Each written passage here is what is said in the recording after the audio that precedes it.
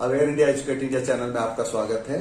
One day before फिर से आज अपलोड साइंस का करने जा रहा हूँ। इस वीडियो में मैंने जो पब्लिक स्कूल के बच्चे हैं उनका भी ध्यान रखा है। कुछ की डिमांड थी कि पब्लिक स्कूल के बच्चों के लिए भी कुछ मटेरियल होना चाहिए। इंग्लिश मीडियम, हिंदी मीडियम सबको कवर करते हुए और मोस्ट इजी क्वेश्चंस को भी कवर किया है, जिसकी संभावना मुझे ज्यादा लगती है कि एग्जाम में आ सकते हैं। हालांकि स्क्रीन शेयरिंग का मैं इस्तेमाल करूंगा ताकि आपको अच्छी तरह दिखाई दे पेज पे क्या लिखा है। मोस्ट एक्सपेक्टेड जो क्वेश्चंस है उसको मैंने स्टार बनाकर हाईलाइट किया है और यहां तक कि सही का निशान लगाया, यानी कि मोस्ट एक्सपेक्टेड क्वेश्चंस है। तो मुझे जैसा कि लगता है कि इलेक्ट्रिसिटी में ओम्स लॉ वगैरह के ऊपर जो अमीटर एंड वोल्ट मीटर को मिला जुला कर केस स्टडी बनाया जा सकता है या मोटर पे बनाया जा सकता है। इधर आप जो है मेंडल एक्सपेरिमेंट्स के ऊपर जो है उस चैप्टर से 9 चैप्टर से कुछ केस स्टडीज बन जाते हैं। शॉर्टकट में अभी भी किसी की तैयारी नहीं है तो मेरी इस वीडियो के माध्यम से उसकी तैयारी बहुत अच्छी हो सकती है। 15 चैप्टर को अच्छी तरह कर लेगा वो। 4 चैप्टर के जो मोस्ट एक्सपेक्टेड, जैसे मैं कुछ क्वेश्चंस बताऊंगा अभी, तो आप उनको करने के बाद आपके नंबर बहुत अच्छे आ सकते हैं।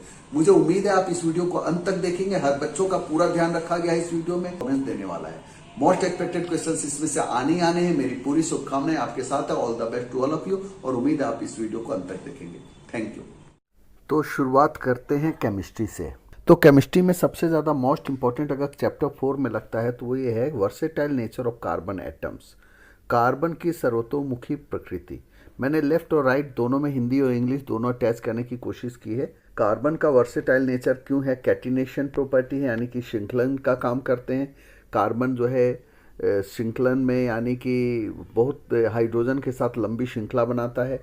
टेट्रावैलेंसी है। जैसा कि आप समझ जाइए कि पहली चीज़ तो यह है कि कार्बन का एटॉमिक नंबर 6 है। पहले कक्ष में इसके 2 इलेक्ट्रॉन है, दूसरे में 4 है, यानी कि वैलेंसी इसकी 4 है। तो इस कारण से जो कार्बन जो है बहुत ज़्यादा बॉन्ड बनाता है, हाइड्रोजन के साथ लंबी फैमिली भी बनाता है। ये सिंगल बॉन्ड भी बनाता है, डबल बॉन्ड भी बनाता है, ट्रिपल बॉन्ड भी बनाता है। सिंगल बॉन्ड जो कि सैचुरेटेड यानी कि संतृप्त हाइड्रोकार्बन है, एकल आबंध, और द्वि और ट्रिपल जो है द्वि और त्रि आबंध है, यानी कि डबल और ट्रिपल बॉन्ड, वो हमारा जो है अनसैचुरेटेड हाइड्रोकार्बन है। तो यहाँ पे जो है कार्बन की ये जो प्रकृति है, श्रृंखलन की चतुसंयोजकता है, यानी कि इसकी वैलेंसी 4 है। तो इस कारण से, और दूसरी बात एक और भी है कि इसका आकार छोटा है, तो इस कारण से भी ये जो इसके यौगिक बहुत ज़्यादा बनते हैं। तो ये एक तो मोस्ट इम्पॉर्टेंट क्वेश्चन ये हो गया। दूसरा मोस्ट इम्पॉर्टेंट क्वेश्चन इसमें जो आ सकता है वो हीरा और ग्रेफाइट में अंतर, यानी कि इस पे देखिए कई क्वेश्चन बनते हैं कि हीरा जो है डायमंड जो, यानी कि diamond and graphite, diamond hardest natural substance है जबकि ग्रेफाइट सॉफ्ट होता है। अगर मैं बात करूं कि डायमंड की, तो ये ट्रांसपेरेंट होता है यानी कि पारदर्शी होता है, जबकि ग्रेफाइट जो है वो पारदर्शी नहीं होता है। इसके बाद एक और मोस्ट इम्पॉर्टेंट डिफरेंस है इन दोनों में कि ये गुड कंडक्टर नहीं है ग्रेफाइट, जबकि गुड कंडक्टर है। इसी कारण से इस पर क्वेश्चन ये भी आता है कि ग्रेफाइट बैटरी वगैरह में यूज होता है, जबकि डायमंड गुड कंडक्टर नहीं है, बैड कंडक्टर है ना। और ये बहुत ठोस होता है, इस कारण से इसको काटने वगैरह के, इसमें हार्डेस्ट मेटल होने के हार्डेस्ट होने के कारण जो है इसको हम काटने वगैरह में इस्तेमाल करते हैं। तो ये भी चीज़ इसका बहुत ज़्यादा इम्पोर्टेंट है। इसी में क्वेश्चन ये भी बनता है कि ग्रेफाइट गुड कंडक्टर क्यों है या डायमंड बैड कंडक्टर क्यों है? तो दोनों का आंसर वही है कि ग्रेफाइट में फ्री इलेक्ट्रॉन्स हैं, इस कारण से वो गुड कंडक्टर है, जबकि डायमंड में फ्री इलेक्ट्रॉन्स नहीं है ना। वो उसके चाचा आपस में ऐसे जुड़े हो, तो इसलिए वो बैड कंडक्टर है। तो सेम क्वेश्चन है, इसी पे क्वेश्चन ये दोनों ही बन जाता है। अब नेक्स्ट क्वेश्चन बनता है व्हाट आर आइसोमर्स, यानी कि समावयव कहते हैं इसको। समावयव का मतलब जैसे कि compounds with the same molecular formula पर डिफरेंट स्ट्रक्चरल फार्मूला, यानी कि जिसका आणविक सूत्र तो समान होता है लेकिन संरचनात्मक सूत्र अलग होता है। यानी कि घर के मेंबर्स तो वही हैं लेकिन उनका घर अलग अलग तरीके का बना हुआ है, इसको हम आइसोमर कहते हैं, समावयव। जैसे एग्जांपल के लिए नॉर्मल पेंटेन और आइसोपेंटेन। पेंटेन यूँ है क्योंकि कार्बन 5 है तो इसलिए पेंटेन है। तो नॉर्मल C5H12 में नॉर्मल पेंटेन है और आइसोपेंटेन। आइसोपेंटेन में वही कार्बन एक चेन ऊपर या नीचे ऐसे श्रृंखलन में आ जाता है, तो इसलिए इसको हम आइसोमर कहते हैं। अब इसके बाद आता है समजातीय श्रेणी, यानी कि होमोलोगस सीरीज। होमोलोगस सीरीज का मतलब यह है कि जो कार्बन के जो भी होते हैं, बॉन्ड बनाता है हाइड्रोजन के साथ, तो इसमें CH2 का जब डिफरेंस होता है, CH2 यानी कि कार्बन का 12 एंड हाइड्रोजन 2 यानी कि 14 यूनिट का जो डिफरेंस होगा, तो इसको हम कहते हैं होमोलोगस सीरीज में। जैसे कि अगर मैं इसको कहूँ कि अगर मैं फर्स्ट मेंबर को लर्न कर लूँ केवल, जैसे कि एल्केन है, एल्कीन है, एल्काइन है, CnH2n+2 है, एल्कीन का CnH2n है, कार्बन से दूना है तो एल्कीन है, दूने से दो ज़्यादा है तो एल्केन है, और दूने से दो कम है तो एल्काइन है। तो जो एल्केन है यानी कि मेथेन सबसे सिंपलेस्ट हाइड्रोकार्बन है, CH4। इसको मार्श गैस भी कहते हैं। क्यों? क्योंकि दलदली स्थानों में, कीचड़ में होता है ये, तो इसलिए इसको हम मार्श गैस कहते हैं। ये कंपोनेंट भी है एलपीजी का। एक क्वेश्चन और बनता है कि कार्बन जो है कोवैलेंट बॉन्ड बनाता है, यानी कि सहसंयोजी आबंध बनाता है। सहसंयोजी आबंध क्यों बनाता है? क्योंकि इसके 4 इलेक्ट्रॉन से 4 इलेक्ट्रॉन निकालने के लिए इसको ज़्यादा एनर्जी की रिक्वायरमेंट है। 4 अगर ले लेगा तो अनस्टेबल हो जाएगा, तो इसलिए ये साझेदारी करता है, यानी कि कोवैलेंट बॉन्ड कमज़ोर होते हैं आयनिक बॉन्ड की तुलना में। आयनिक बॉन्ड यानी कि आयनिक आबंध जिसको हिंदी में कहते हैं, तो कोवैलेंट बॉन्ड बनाता है। इसी पेज पे जैसे कि हम जब बात कर रहे हैं बेंजीन की, तो बेंजीन जो है C6H6 होता है ना, और ये जैसे साइक्लिक बॉन्ड बना रहा है, तो इसलिए बेंजीन का स्ट्रक्चर ये है। और डबल बॉन्ड भी बनाता है, तो ये कार्बन एक एटम जो है आपस में 2 से फिर एक गैप करके 2-2 से जुड़े हुए हैं। तो ये दोनों आपके सामने यहाँ दिखाया गया है, आप इसको देख। ये ऑलरेडी मैं बता ही चुका हूँ कि जो कार्बन के वर्सेटाइल नेचर का यानी कि सर्वतोमुखी का क्या कारण है। इसके बाद है अलोट्रोप्स ऑफ कार्बन, कार्बन के अप्रूप। जैसे 2 मेन है, हीरा और ग्रेफाइट। दोनों में क्यों ज़्यादा मेन है? क्योंकि ये दोनों में डिफरेंस बहुत ज़्यादा है। हीरा जो काफ़ी हार्ड होता है जबकि ग्रेफाइट सॉफ्ट होता है। और एक बल्कमिस्टर फुलरेंस भी होता है जो कि फुटबॉल जैसे स्ट्रक्चर में आता है। तो यहाँ चीज़ वही है, आइसोमेरिज्म ऑलरेडी बता चुका हूँ, होमोलोगस सीरीज भी बता ही दिया है। तो ये इस पेज में यही है और कुछ नहीं है। और सैचुरेटेड बताया, जैसे कि सैचुरेटेड संतृप्त और अनसैचुरेटेड असंतृप्त। संतृप्त याद करने का भी शॉर्टकट है, जैसे CnH2n+2। कार्बन से हाइड्रोजन दूने से 2 ज़्यादा है तो वो हमारा क्या है? एल्केन है ना, और संतृप्त हाइड्रोकार्बन है। जबकि असंतृप्त में यानी कि कार्बन है डबल बॉन्ड से जुड़ा है या ट्रिपल बॉन्ड से जुड़ा है तो वो असंतृप्त है ना। सिंगल बॉन्ड है तो संतृप्त है, जबकि डबल या ट्रिपल बॉन्ड है 2-3 आबंध से तो असंतृप्त है, यानी कि एल्कीन और एल्काइन मतलब अनसैचुरेटेड हाइड्रोकार्बन है ना। इसमें एक और भी होता है कि हाइड्रोजिनेशन का प्रोसेस क्या है। अगर जैसे कि जो ऑयल होते हैं उसमें हाइड्रोजन से जब हम पास थ्रू करते हैं तो उसको ऐड हो जाता है, तो इसको एडिशन रिएक्शन के माध्यम से हाइड्रोजिनेशन कहलाता है, जिससे वो जो आप रथ वनस्पति वगैरह देखते हैं वो हार्ड हो जाता है, मतलब तो उसकी ड्यूरेबिलिटी बढ़ जाती है, तो इसको हाइड्रोजिनेशन कहते हैं। अब अगर माइंड मैपिंग के माध्यम से देखें तो सैचुरेटेड जैसे हो गया एल्केन, और अनसैचुरेटेड एल्कीन और एल्काइन। ऊपर थोड़ा सा वैसे लिखा है एल्कीन और एल्काइन होगा। जबकि इसके बाद हाइड्रोकार्बन्स जो हैं कंपाउंड्स होते हैं, कोवैलेंट कंपाउंड बनाते हैं। एल्केन हमारा सिंगल बॉन्ड होता है, डबल ट्रिपल बॉन्ड एल्कीन और एल्काइन होते हैं, है ना। इसका वर्सेटाइल नेचर का हो गया, टेट्रावैलेंसी है, कोवैलेंसी है और कैटिनेशन श्रृंखलन। ये जो है चतुसंयोजकता, ये मेन कारण है इसकी कि बहुत ज़्यादा वर्सेटाइल सर्वतोमुखी होता है। अलोट्रॉप्स हो गए आपके, क्रिस्टलाइन में आपका डायमंड, ग्रेफाइट और फ्लोरेंस हो गया। जबकि एमोरफस में ये कोई खास आपको करने की ज़रूरत नहीं। कार्बन ब्लैक है, कोल है, कोक है, ये कुछ खास नहीं है। डॉट स्ट्रक्चर भी कई बार आ जाता है कि आप संरचनात्मक, जैसे मेथेन का ही आ गया तो CH4, या आपके पास C5H12 का आ गया तो लाइन से कार्बन को लगा दीजिए 1-1 सिंगल बॉन्ड से। जब दिख रहा है अगर डबल है उससे 2 ज़्यादा है तो, अगर आपको लगता है कि डबल से 2 ज़्यादा है तो आप सिंगल बॉन्ड से लगाइए क्योंकि एल्केन होगा। अगर आपको लगता है कि नहीं वो बिल्कुल डबल है, अगर आपको है तो आप एक कार्बन को क्या कीजिए, डबल बॉन्ड से जोड़ दीजिए, है ना। और अगर आपको लग है उसमें कि कार्बन उससे 2 कम ही है, दूने से 2 कम है, तो आप वहाँ ट्रिपल बॉन्ड को, एक कार्बन को दूसरे कार्बन से ट्रिपल बॉन्ड से जोड़कर हाइड्रोजन को एडजस्ट कर दीजिए। सबसे शॉर्टकट है कि हाइड्रोजन एंड कार्बन के 4 एटम्स को देख लीजिए कि कार्बन की 4 एटम की शेयरिंग हुई है कि नहीं हुई है। मेरे अकॉर्डिंग लेकिन मोस्ट एक्सपेक्टेड क्वेश्चन जो है ये डायमंड ग्रेफाइट का ही है और सर्वतोमुखी है। जैसा कि मैंने कहा था कि ये वीडियो काफ़ी फ्रूटफुल होने वाला है, इसमें मैंने कॉम्पिटेंसी बेस्ड जितने भी मॉडर्न टाइप के आजकल क्वेश्चंस आते हैं वो सब मैं इंक्लूड किया है। और हालांकि मैं बता दूं एक चीज़, मैं पहले कन्फेस करना ज़्यादा अच्छा रहता है कि मेरे पास कुछ मटेरियल हिंदी और इंग्लिश मीडियम के थे जो कि मुझे मिल नहीं पाए, चाहे चाहे वो बुक्स भी थे कुछ, है ना। तो मैंने हालांकि मैनेज किया है और कोशिश कर रहा हूँ कि मैं इसमें सारी चीज़ों को करके फ्रूटफुल बनाऊं। मैंने काफ़ी मेहनत की, अब 4 भी बज गए हैं, लेकिन वीडियो अभी भी कंप्लीट नहीं हो पाया है।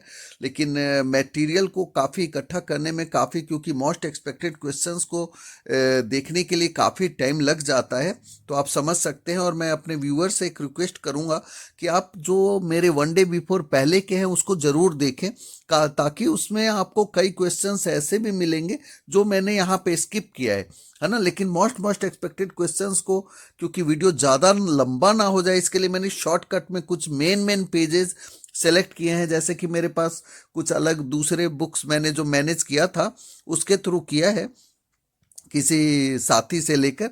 तो मैं कोशिश कर रहा हूँ कि इसमें मैं चीज़ों को करूँ। और बाकी आपको जहाँ पे भी हिंदी या इंग्लिश मीडियम में दिक्कत आएगी तो आप ऐसा करेंगे, कमेंट बॉक्स में कमेंट करेंगे तो मैं आपको उसका जवाब दे दूंगा, ठीक है ना। तो मैं पेपरों तक बिल्कुल ही लाइव रहता हूँ, हर चीज़ों में देखता रहता हूँ, तो आप उसके लिए निश्चिंत होकर दे सकते हैं। मैं शॉर्टकट में ही चीज़ों को बताऊंगा, क्योंकि कई चीज़ें हो सकता है कि जो मैंने अभी वीडियो अटैच किया है उसमें अगर कोई चीज़ ऐसा आउट ऑफ सिलेबस, जैसे कि चैप्टर 5 पीरियोडिक टेबल है, आउट ऑफ सिलेबस है, तो अगर उसका कहीं पे भी क्वेश्चन मिले तो आप स्किप कीजिएगा। अब अभी जो बता रहा हूँ वो कॉम्पिटेंसी मेन क्वेश्चन ही बता रहा हूँ, बीच में कहीं दूसरे, क्योंकि मैंने कुछ क्लिपिंग्स भी ऐड किए हैं, मैं इसके लिए कह रहा हूँ। तो देखिए, जो कम्बिनेशन रिएक्शन है ना, डिस्प्लेसमेंट रिएक्शन और डबल डिस्प्लेसमेंट रिएक्शन है, तो इसमें देखिए कि जो प्रिसिपिटेशन रिएक्शन भी है, कम्बिनेशन में खासकर मैग्नीशियम रिबन वाला आ जाता है कि उसको रब क्यों करते हैं, क्योंकि उसमें मैग्नीशियम ऑक्साइड की लेयर लग जाती है। याद आ गया मुझे इसके साथ एक और भी क्वेश्चन कि law of conservation of mass बहुत इंपॉर्टेंट है। जो बैलेंस्ड इक्वेशन होता है तो उससे ये है कि जितने रिएक्टेंट है उतने ही प्रोडक्ट है, तो वो law of conservation of mass को दिखाता है। ये मैं पेज को स्किप करता जा रहा हूँ ताकि आप इसको देखते भी जाएं, जो आपको ये क्लियर हो जाए कि ये तीनों ही, जैसे देखिए एंडोथर्मिक रिएक्शन जिसको हम ऊष्मा शोषीय विक्रिया कहते हैं, जहां एनर्जी को अब्जॉर्ब किया जाता है ना। और एक्सोथर्मिक जहां ऊष्मा निकलती है, हीट इसमें से इवॉल्व होती है, निकलती है, जैसे C+O2 CO2 है, तो इसको एक्सोथर्मिक रिएक्शन कहते हैं, है ना। कॉपर सल्फेट है, उसमें H2S मिलाते हैं तो कॉपर सल्फेट, जो कि इसका कलर ब्लैक होता है, तो कई बार कलर के ऊपर आ जाता है, और इसका कॉपर सल्फेट का कलर ब्लू होता है। तो ये ध्यान रखिए कि ये सब क्वेश्चंस कई बार जो मोस्ट रिपीट होते हैं, एक AgNO3 है, NaCl है ना। तो ये क्वेश्चन हो गया, तो इसको आप देख लीजिएगा। अब देखिए शॉर्टकट में ही बता रहा हूँ। अब देखिए जो ज़्यादा इंपॉर्टेंट है, मैंने स्टार लगाया है, साथ में स्टार के साथ ही एक सही मार्क का निशान लगाया है। जो मोस्ट इंपॉर्टेंट क्वेश्चन है, जो मेरे व्यूअर्स हैं वो अब समझ चुके हैं कि मेरे क्वेश्चंस के हिंट्स क्या होते हैं। जैसे कि इसमें देखिए कि जो फोटोकेमिकल डिकम्पोजिशन है ना, जो सनलाइट के कारण, जैसे कि AgCl है, वो सनलाइट में Ag है ना, ये सिल्वर का साइन है, प्लस Cl2 बनता है, ठीक है ना। तो ये जो AgBr भी है, ये भी Ag और Br2 गैस निकल के आ जाता है।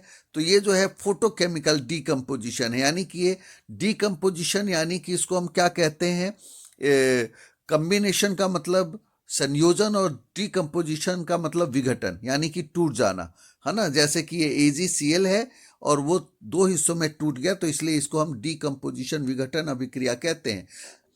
अब सबसे ज्यादा इंपॉर्टेंट क्वेश्चन जो अक्सर पेपर में इस बार आएगा ही आएगा, ऑक्सीडेशन और रिडक्शन में डिफरेंस, इन दोनों को मिलाकर ही रिडक्स अभिक्रिया बनता है ना। और इसमें खासकर इसको आप समझिए कि जो O का प्लस होना या H का माइनस होना, ये ऑक्सीडेशन है, जबकि इसका जस्ट अपोजिट रिडक्शन है, ठीक है ना।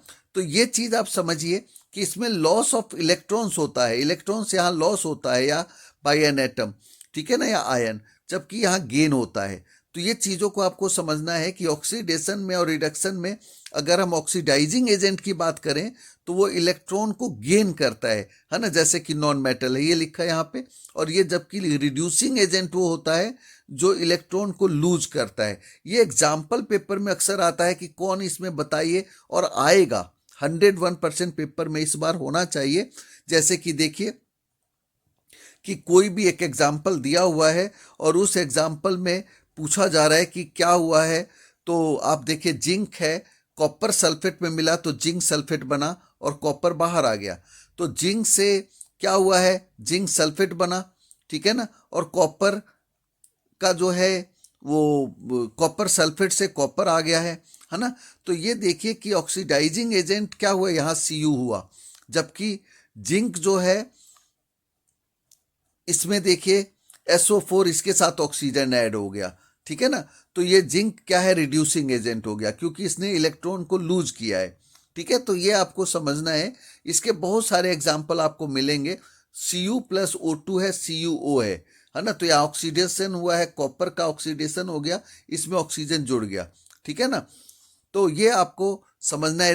रिडक्शन का भी ऐसे एग्जाम्पल दिया है, मैं काफ़ी डेप्थ में अभी कराऊंगा तो दिक्कत हो जाएगी। कोरोइजन और रेंसिडिटी है ना, इसको हम संक्षारण कहते हैं, है ना। और इसको एक चीज़ है, हिंदी में कहते हैं इसको ऑक्सीडेशन, और रिडक्शन को रिडॉक्स, हिंदी में भी रिडॉक्स ही कहते हैं, है ना।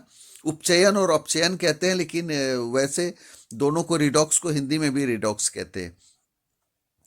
तो कोरोइजन का मतलब है संक्षारण, जैसे कि eating up of metal, metal का ईटिंग अप होना, जैसे कि मेटल में क्षय होना, है ना, ह्रास होना, उसको हम कोरोइजन कहते हैं, संक्षारण।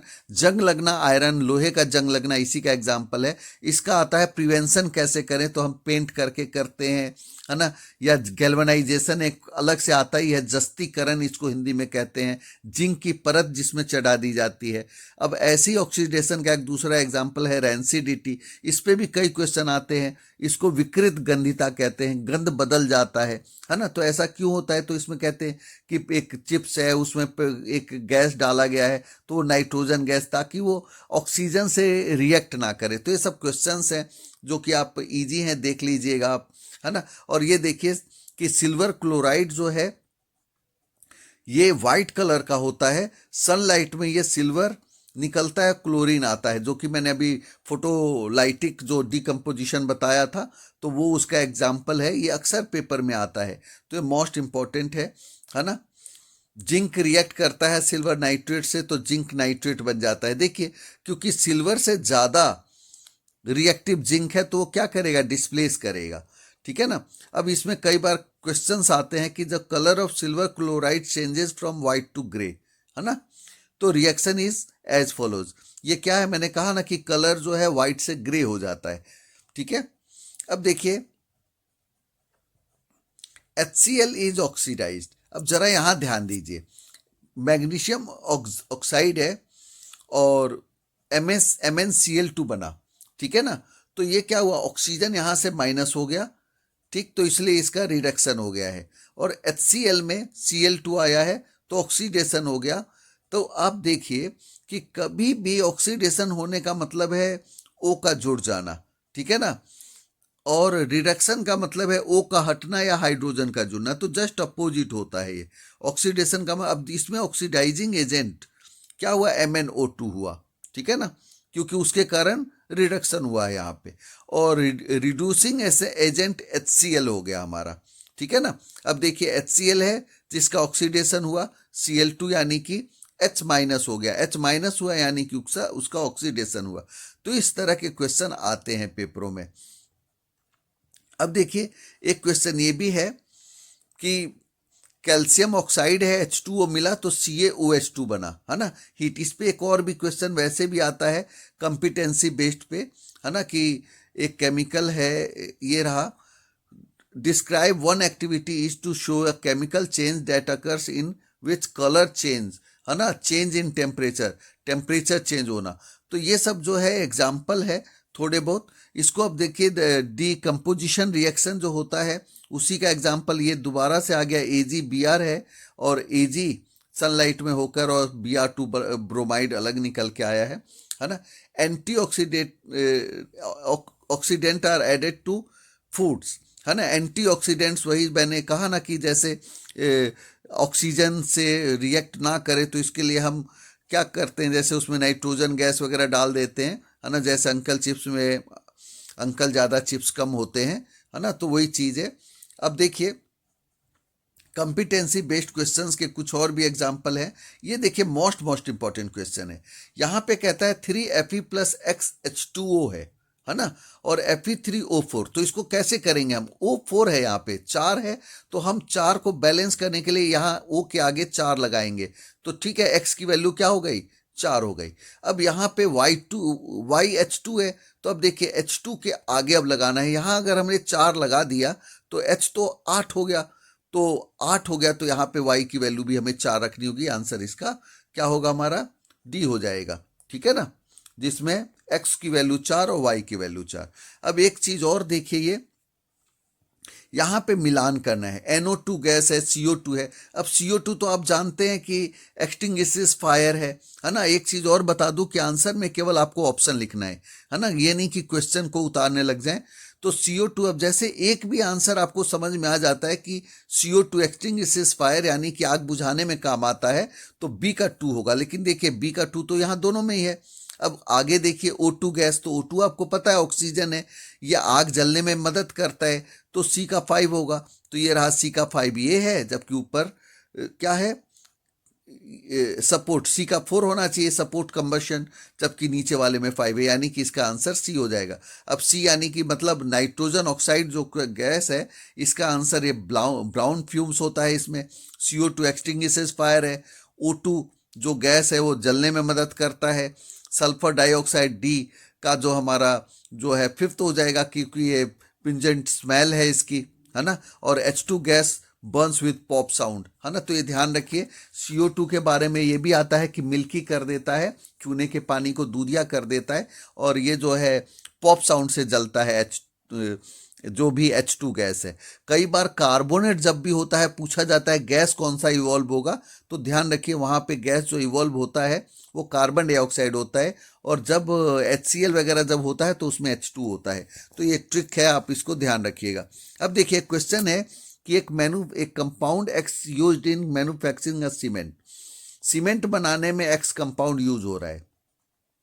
वो जब वाटर से रिएक्ट कर रहा है तो वो क्या कर रहा है कि यूज टू वाइट वॉशिंग, और वो वाइट वॉशिंग में काम आता है फिर। तो अब देखिए इस चीज को आपको अब समझना है कि क्वेश्चन नंबर 7 है ना, ये देखिए कि ये X और Y के बारे में बताना है। तो देखिए जब X जो है मैन्युफैक्चरिंग में यूज हुआ है तो साफ सी बात है वो कैल्शियम ऑक्साइड है, और जो वाटर जब रिएक्ट हुआ है तो फॉर्म्स Y बना है तो CaOH2 बना होगा, ठीक है ना। तो जिसको हम बुझा हुआ चूना भी कहते हैं, स्लेक्ड लाइम, ठीक है ना। तो इसका B आंसर हो जाएगा। तो इस तरह के क्वेश्चन होते हैं जिसने ज्यादा से ज्यादा, केमिस्ट्री में तो इक्वेशन ज्यादा से ज्यादा करने वाली चीजें होती हैं। अब देखिए कहता है metal reacts violently with cold water and gas evolve catches fire. कोई मेटल है जो रिएक्ट कर रहा है कोल्ड वाटर से, जबकि दूसरा और जो गैस निकलता है वो इजीली फायर को कैच कर ले रहा है। अनदर मेटल B है जो dipped in water starts floating, वो फ्लोट करने लग रहा है। मेटल C वो रिएक्ट ही नहीं कर रहा है, ना तो कोल्ड से ना तो हॉट से, बट रिएक्ट्स विद स्टीम। जबकि D जो है वो does not react with water at all, जबकि D कुछ भी नहीं रिएक्ट कर रहा है। तो अब ध्यान रखिए जो A रिएक्ट कर रहा है वायलेंटली, तो वो A क्या है, सोडियम या पोटेशियम है। क्वेश्चन ये भी आता है कि सोडियम और पोटेशियम काफी रिएक्टिव होते हैं, है ना, इसलिए केरोसिन में इसको रखा जाता है। तो ये भी क्वेश्चन आता है क्योंकि ये काफी रिएक्टिव होते हैं। इन दोनों का इक्वेशन है। दूसरा मेटल B है जो कि पूछा जा रहा है क्या है, तो ये कैल्शियम या तो मैग्नीशियम है, ठीक है ना, जो कि फ्लोट करने लगता है, यानी कि पानी में तैरने लगता है। तो ये सब माइंड में अब रखिएगा आप, क्योंकि ये थोड़ा सा कंपिटेंसी अलग तरह के क्वेश्चन है और मैं वीडियो में बता रहा हूं, तो इसलिए आप इसको ध्यान से देखिए क्योंकि ये बहुत ही इंपॉर्टेंट है। कॉपी पेन लेकर बैठे रहिए, है ना, और लिखते भी रहिए। अब देखिए C जो है वो डज नॉट रिएक्ट विद इधर कोल्ड वाटर और हॉट वाटर, लेकिन स्टीम से रिएक्ट कर रहा है। तो C एल्यूमिनियम है या तो आयरन है या तो जिंक है।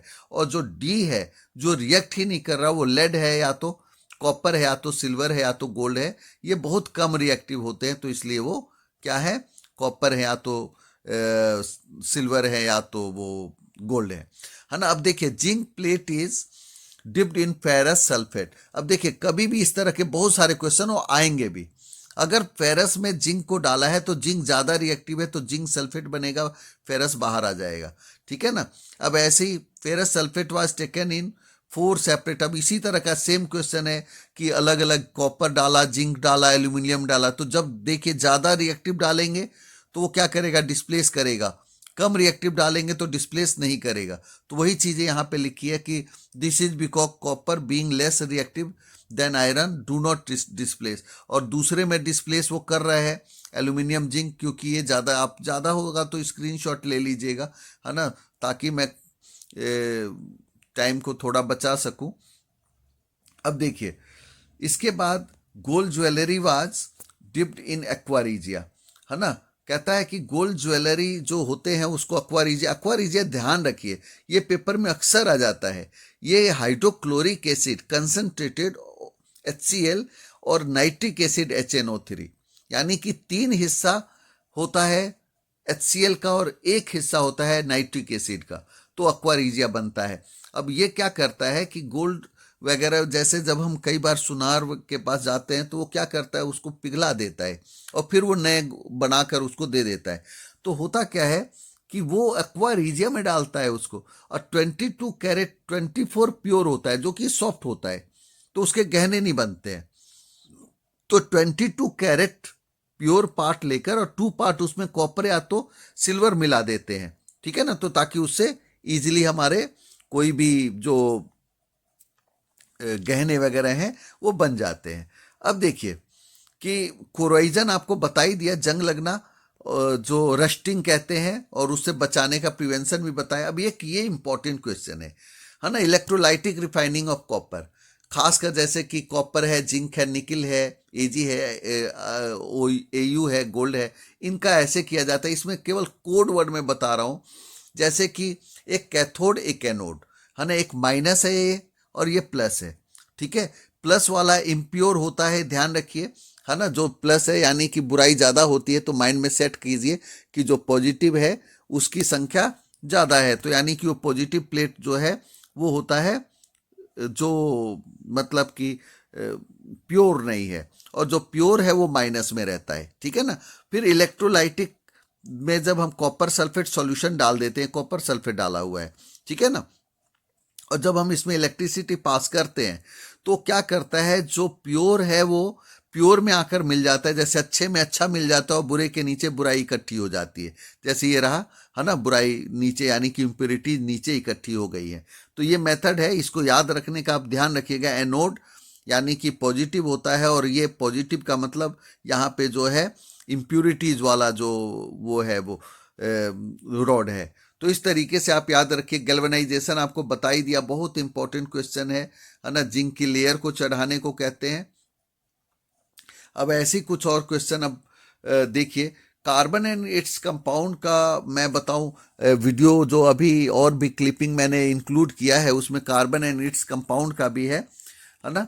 अब देखिए होमोलोगस सीरीज क्या है, CH2 का डिफरेंस होता है, यानी कि 12 और 2 14, यानी कि 14U का डिफरेंस पाता है। इसमें अब क्वेश्चन दिया हुआ है कि ऑर्गेनिक कंपाउंड है जो सेम फंक्शनल ग्रुप के हैं, ठीक है ना, तो वो होमोलोगस सीरीज होते हैं। अब C2H4, C3H6 और C4H8, तो ये पूछा जा रहा है कि किसका जो बॉइलिंग पॉइंट और मेल्टिंग पॉइंट ज्यादा होगा।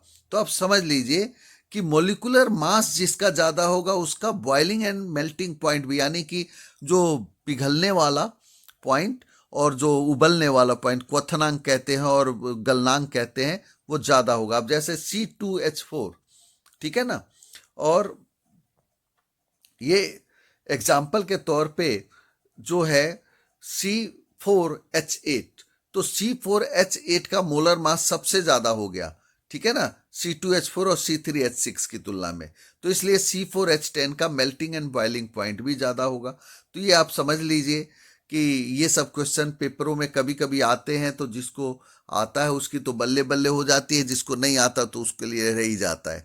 ठीक है ना। यहाँ देखिए C2H5OH है, एथेनॉल है, उसमें कार्बन ऑक्सीजन 6O2 जब मिलाया है तो 6H2O CO2 heat and light बना है।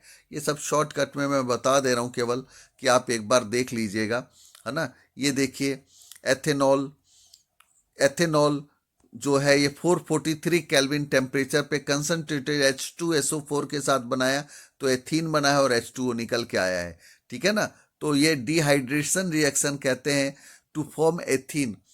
और इसमें रिएक्शन जो होता है वो ये इस तरीके से है कि अल्कोहल जो है 2 कार्बन एटम्स जिसका नाम एथेनॉल है और कोल्ड रूट वर्ड जिसमें एथ है, तो उसके साथ जो क्या करता है एल्केन के साथ मिलाते हैं, सैचुरेटेड हाइड्रोकार्बन सिंगल बॉन्ड के साथ सफिक्स OL लगा देते हैं तो इसके नाम आते हैं, नेमिंग आता है।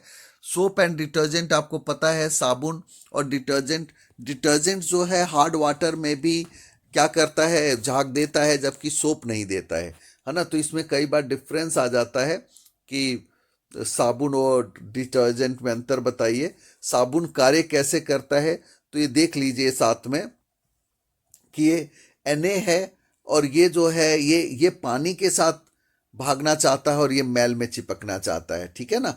तो इस तरीके से ये जो है मिसेल्स बना देता है और ये पानी मैल को लेकर साफ करके देता है। मैं ज़्यादा डिटेल में यूँ नहीं बता रहा हूँ क्योंकि उधर भी है, अभी आप उसको देखिएगा, ठीक है ना। अभी मैं थोड़ा सा शॉर्टकट में केवल कॉम्पिटेंसी बेस्ड क्वेश्चंस पे ध्यान दे रहा हूँ जो कि मेरे दूसरे विंगल वीडियोज में नहीं। अब जरा हम बायो की देख रहे हैं, वोलाई, है ना, इसको दीर्घ कहते हैं हिंदी में, ठीक है ना। बड़ी मुश्किल से इंटरनेट से ढूंढ के लिखा है यहाँ पे मैंने, है ना। तो ये क्या करता है कि जो फिंगर लाइक प्रोजेक्शंस होते हैं, ये फिंगर लाइक, और ये स्मॉल इंटेस्टाइन में जो छोटी आंत होती है, तो ये छोटी आंत में जैसे ऐसे ऐसे ऐसे ऐसे करके होता है तो इससे इसका सरफेस क्या है, बढ़ जाता है ना। तो फूड ऑब्जर्वेशन इजी हो जाता है ना। तो बस यही इसका फंक्शन है ना। Why do herbivores need longer small. अब ये भी देखिए बहुत इंपॉर्टेंट क्वेश्चन है कि जो हर्बीवोरस होते हैं, यानी कि हर्बीवोरस का मतलब है कि जो शाकाहारी होते हैं उनका इंटेस्टाइन यानी कि आंतें लंबी क्यों होती है ना। तो ये समझिए आप कि कर्निवोरस की तुलना में, यानी कि जो मांसाहारी होते हैं, तो हर्बीवोरस क्या खाते हैं, रफेज यूज करते हैं, खा रहे होते हैं, है ना। जैसे साग वगैरह हरी चीजें होती है ना, तो उसको डाइजेशन में ज्यादा टाइम लगता है, उसमें सेलुलोज होता है, तो इसलिए उनकी जो इंटेस्टाइन ज्यादा बड़ी होती है, ठीक है ना। इंसानों के बारे में भी कहा जाता है कि हमारे भी थोड़े ज़्यादा ही हैं, तो इसलिए हमें बनाया भी गया है कि हम हर्बीवोरस के हिसाब से। अब देखिए वाटर स्टोमेटा, है ना। स्टोमेटा का अभी उधर आएगा तब उसमें ज़्यादा डिटेल में बता दूंगा, ठीक है ना। और जो है स्टोमेटा ओपन होता है तो वो 2 फंक्शन करता है, एक तो ट्रांसपिरेशन भी करता है और O2 को ले लेता है ना, CO2 ले लेता है, फिर O2 को छोड़ देता है। वाटर जब निकालता है तो उसको हम ट्रांसपिरेशन कहते हैं, वाष्पोत्सर्जन की क्रिया, ठीक है ना। तो अभी वो आएगा और डिटेल में, तो उधर मैं सपोर्ट मटेरियल के जो वीडियोस पार्ट, जो वीडियो मैंने अटैच किया है सपोर्ट मटेरियल का, कई वीडियो को देखकर निकाला था। अब देखिए ये क्वेश्चन है ना। अभी मैं तो कुछ एडिशनल क्वेश्चंस मैंने छांट कर निकाले हैं अलग अलग किताबों से, तो मैं बता रहा हूँ। कहता है कि एक्स मटेरियल एक्स फील्ड है, इसमें भरा हुआ है, अब इसका नाम बताइए। यहाँ पे वाई है, तो देखिए वाई जो है ना, अंकुरित चना वगैरह होते हैं ना, तो वो है ये, ठीक है, जो जर्मिनेट कर रहे हैं। अब ये वाई जर्मिनेट करता है और ऊपर जो है वो KOH है, ठीक है ना। तो जर्मिनेटिंग सीड्स जो भी है, बीज है, तो यहाँ से जर्मिनेटिंग सीड्स से जो कुछ भी निकला वो क्या हुआ कि conical flask में the CO2 test tube in the conical flask create a vacuum in it and causes upward movement। तो आपको समझना है कि जो यहाँ पे जैसे ये जब CO2 है तो जो CO2 निकलता है वो KOH का काम क्या है, वो उसको ऑब्जर्व कर लेता है। तो यानी कि जो इसमें X पूछा गया था तो वो KOH है, पोटेशियम हाइड्रोक्साइड, ठीक है ना। और वो बॉटम में जर्मिनेटिंग सीड्स है, तो germinating seeds require water for growth. उसको जर्मिनेटिंग सीड्स को वाटर चाहिए, मॉइस्चर नहीं अवेलेबल है, तो जो seeds dry up, germinating seeds in the conical flask release carbon dioxide. तो जो कॉनिकल फ्लास्क में जो सीड्स है वो रिलीज करता है कार्बन डाइऑक्साइड रेस्पिरेशन के प्रोसेस के माध्यम से। तो CO2 क्या होता है, वो KOH का काम है, वो CO2 को ऑब्जर्व कर लेता है। तो इसलिए ये KOH याद रखिएगा कि ये गैस कौन सा है, KOH, है ना। वो क्या करता है, CO2 को ऑब्जर्व कर लेता है और इस तरीके से यहाँ पे वैक्यूम क्रिएट हो जाता है और इसको भरने के लिए पानी का ये यहाँ से लेयर ऊपर उठने लग जाती है। तो इसी एक्सपेरिमेंट को यहाँ पे है तो मैंने इसको दिखा दिया है। एक बार आप केवल वीडियो को देख लेंगे तब भी आपको समझ में आ जाएगा। अब देखिए प्रोसेस ऑफ रेस्पिरेशन है, एल्वोली का फंक्शन है, ब्रीदिंग एक्वेटिक ऑर्गेनिज्म में ज़्यादा क्यों होता है, ये बहुत इंपॉर्टेंट क्वेश्चन है। ये देखिए सबसे पहली चीज कि CO2 and O2 takes place in the walls of alveoli of lungs. जैसे कि स्टोमेटा में होता है ना, CO2 O2 का ट्रांसपोर्टेशन और वाटर का ट्रांसपिरेशन हो रहा होता है, पानी निकलता है, वैसे एल्वोली लंग्स में हमारे एक्सचेंज ऑफ गैस होता है। अब दूसरी बात कि एक्वेटिक ऑर्गेनिज्म का much faster than that of terrestrial organism. जो जमीन पे रहने वाले ऑर्गेनिज्म है उसकी तुलना में जो पानी में रहने वाले हैं उनका ज़्यादा फास्ट होता है, क्योंकि देखिए जो लेस डिजॉल्व O2 कंटेंट होता है, पानी में ऑक्सीजन की मात्रा कम होती है, तो उस ऑर्गेनिज्म को ऑक्सीजन निकालने के लिए ज़्यादा तेजी से ब्रीथ करना पड़ता है। इसलिए जो मछलियां हैं वो ज़्यादा तेजी से बार बार उनके गिल होते हैं जिससे वो कर रहे होते हैं। तो इसको याद रखना है कि जो वाटर में O2 की मात्रा डिजॉल्व जो है, ऑक्सीजन की मात्रा कम होती है, इसलिए एक्वेटिक ऑर्गेनिज्म जो है उनको फास्ट काम करना पड़ता है जो रेस्पिरेशन के लिए, ताकि वो क्या करें, मतलब वो इजीली श्वास ले सके, है ना, ऑक्सीजन ले सके, ठीक है ना, मोर ऑक्सीजन की उनको रिक्वायरमेंट होती है। So these organism breathe fast to get more oxygen, यानी कि पानी में ऑक्सीजन ही कम है तो ज़्यादा तेजी से करेंगे तभी लेंगे, जबकि जो ज़मीन पे रहने वाले वहाँ ऑक्सीजन है ओपन इजीली तो उनको मिल जाता है। अब एक चीज़, एक पायरुविक एसिड और CO2 थर्ड का A एंड B दो क्वेश्चन है यहाँ पे। देखिए इसी क्वेश्चन में ये आप ग्लूकोज का साइटोप्लाज्म में 3 कार्बन मॉलिक्यूल, ये पायरुविक एसिड बनता है, ठीक है ना। और यहाँ ये जो पूरा का पूरा ये याद रखिएगा, है ना, ये जो फोटोसिंथेसिस का जो प्रोसेस है, कई बार वो क्वेश्चन को घुमाकर ऐसे दे देते हैं, है ना, और हम समझ नहीं पाते। यहाँ पे CO2 H2O प्लस एनर्जी निकल के आई है ना, जो रेस्पिरेशन का प्रोसेस है उसको दिया है। और ये इसमें भी आता है कि एरोबिक है, एनारोबिक है, इन लैक ऑफ ऑक्सीजन है, ऑक्सीजन की मात्रा ज़्यादा है कम है, ये सारी चीज़ें हैं। यहाँ लंग्स है, इसका ये ट्रैकिया, ये सारा ये ट्रैकिया है, ये दिया डायफ्राम, ये तो प्रोसेस, ये इसका डायग्राम देखिए, डायग्राम मेरे हार्ट वाले हैं और ये जो है क्या कहते हैं उसको, रिप्रोडक्शन सिस्टम के भी कई और भी हैं, आप उसको देख लीजिए। एक्चुअली थोड़ी हरासमेंट ज़्यादा हो गई है नोट्स को सेलेक्ट करने में, लेकिन कोई नहीं, मैं फिर भी कोशिश कर रहा हूँ कि ये वीडियो, आज मैंने मन बना लिया है कि जब तक मैं वीडियो को अपलोड नहीं कर दूंगा, क्योंकि कल ही पेपर है तो ये मेरे लिए मजबूरी भी है कि 1 डे बिफोर मुझे एक दिन पहले करना ही है। तो आप समझ सकते हैं कि आप थोड़ा सा इसमें आप भी अटेंशन लेकर देखिएगा, है ना, ताकि आपको और खुद इससे भी सीखिए कि जो मन में बना लो तो आपको भी ऐसी कोशिश करनी चाहिए पढ़ते वक्त कि मन में ठान लो और फिर उस काम को करके छोड़ो, है ना। अब देखिए कि type of blood transported by each of the following mentioning the path from one organ to another. अब देखिए ये जो वेना कोवा, पुल्मोनरी आर्टरी, ये सब आप समझिए कि ये लंग्स है, ये हार्ट है, हार्ट के 4 चैम्बर होते हैं और ये फिर बॉडी है ना। इसका आप डबल सर्कुलेशन ऑफ ब्लड का वीडियो बहुत अच्छा है, उसको जरूर देखिएगा। तो लंग्स के पास जैसे ही हमारा ब्लड पहुंचता है, जब उस पर ऑक्सीजन कम हो जाता है ना, तो जब भी पुल्मोनरी वर्ड जुड़ा है तो आप समझ जाइए कि पुल्मोनरी का मतलब फुफ्फुस से होता है, फुफ्फुस शिरा, फुफ्फुस धमनी। तो ये जो अगर लंग्स से ब्लड आया है तो वो ऑक्सीजन लेकर आया है, लंग्स में गया है, यानी कि फेफड़े में गया है तो ऑक्सीजन नहीं था तो उसको हम कहेंगे ऑक्सीजन रहित ब्लड गया है, ठीक है ना। तो ये जब आता है तो इसमें बीच में वाल्व लगे होते हैं इसके अंदर बीच बीच में, है ना। तो जैसे वो आता है तो उसको हम कहते हैं पुल्मोनरी वेन और पुल्मोनरी आर्टरी, यानी कि देखिए ऑक्सीजन लेकर आया है। आर्टरी क्या होता है, धमनी और शिरा में अंतर भी आता है, मोस्ट इंपॉर्टेंट है, आप देख लीजिएगा उसको।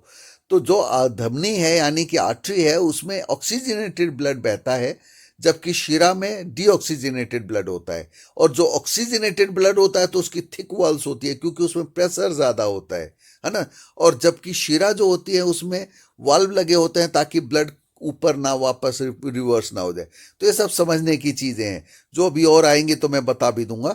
तो जो पुल्मोनरी वेन के माध्यम से ब्लड आया यहां, इसके बाद ये वाल्व से नीचे आया, फिर यहां से ओर्टा, है ना, महाधमनी कहते हैं, इससे पूरे बॉडी में चला गया।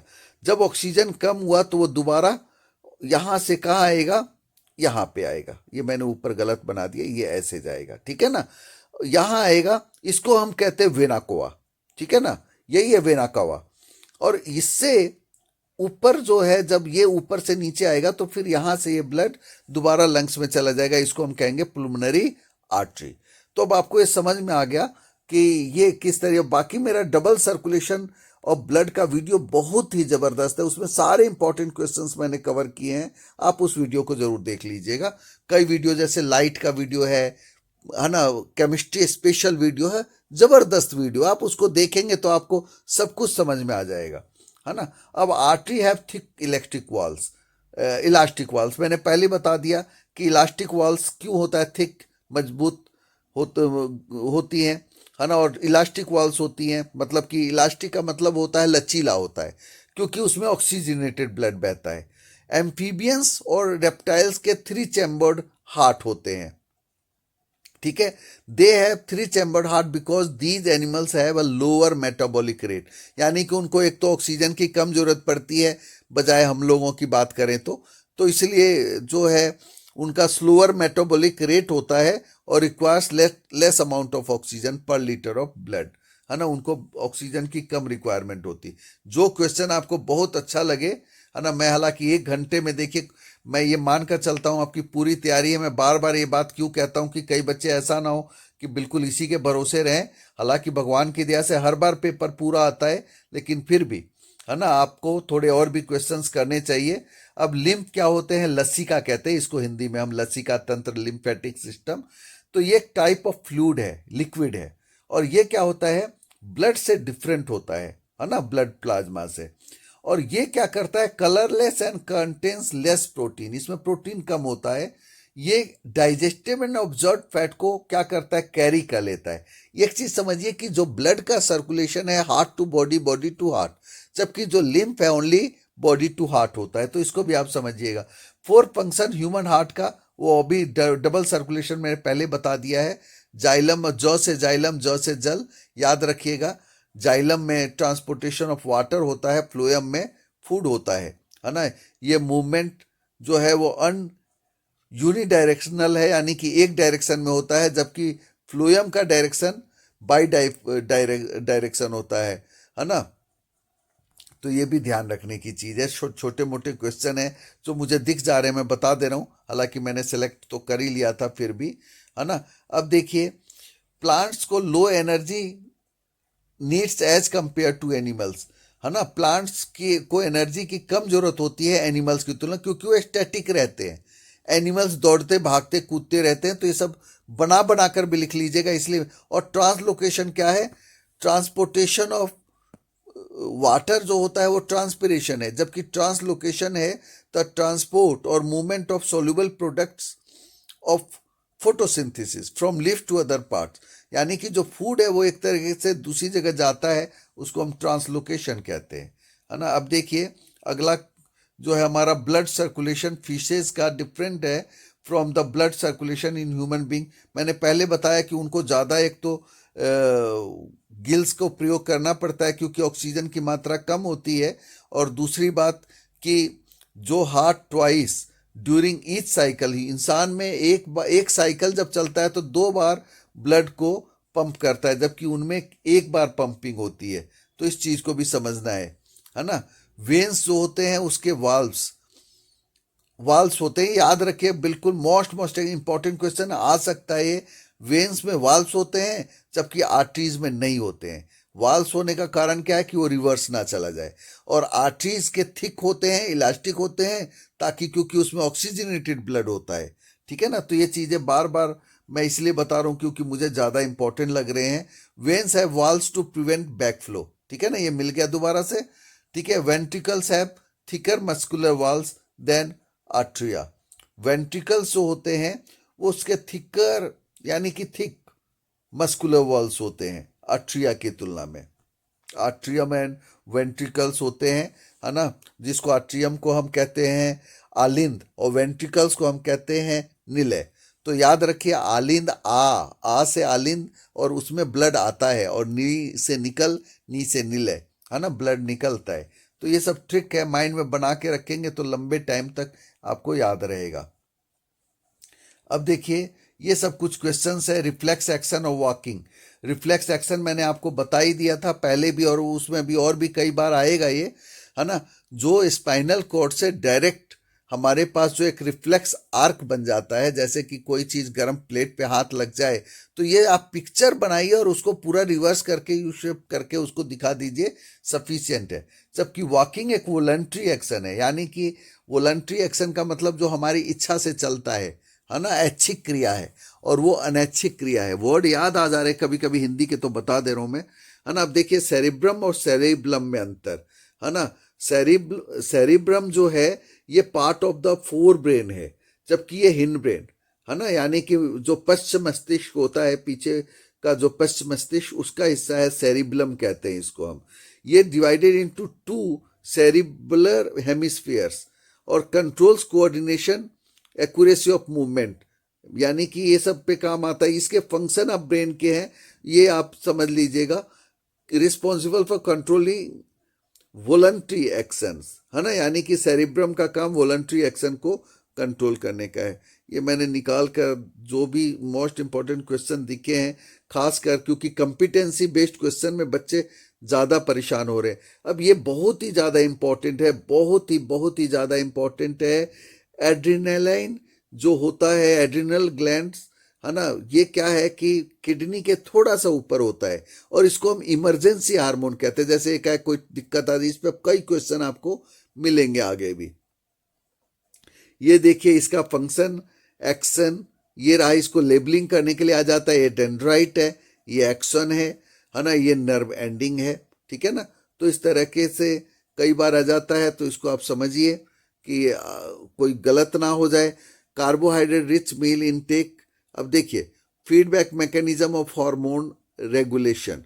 अब देखिए, हार्मोन्स को तो एक चीज आप समझ लीजिए कि ये सब जो ग्लैंड्स है वो हमारे लिए बहुत काम के हैं। पूरा शरीर का जो कंट्रोल एंड कोऑर्डिनेशन इन्हीं के बदौलत हो पाता है। एंजाइम्स और ये सब चीजें सही रहेंगी तो सही शरीर काम करता है। अब आजकल जो है ये लेबलिंग आती है पेपरों में ज्यादातर, इसलिए यहाँ मैंने दिखा भी दिया है कि ये फेलोपियन ट्यूब, ओविडक्ट है ना, ओवरी है, ये यूट्रस है, कर्विक्स, सर्विक्स है, और वजीना है, ठीक है ना। तो अब देखिए, इसमें क्वेश्चन क्या कहा जा रहा है कि vasectomy is a method of contraception in males. Vasectomy males में होता है, जबकि वासा डिपर्टनिया आर टाइड और sealed so as to prevent sperm from entering the urethra. तो अब यहाँ डायग्राम बिलो जो रिप्रेजेंट करता है ह्यूमन फीमेल रिप्रोडक्टिव सिस्टम का, इसमें PQRST दे दिया है।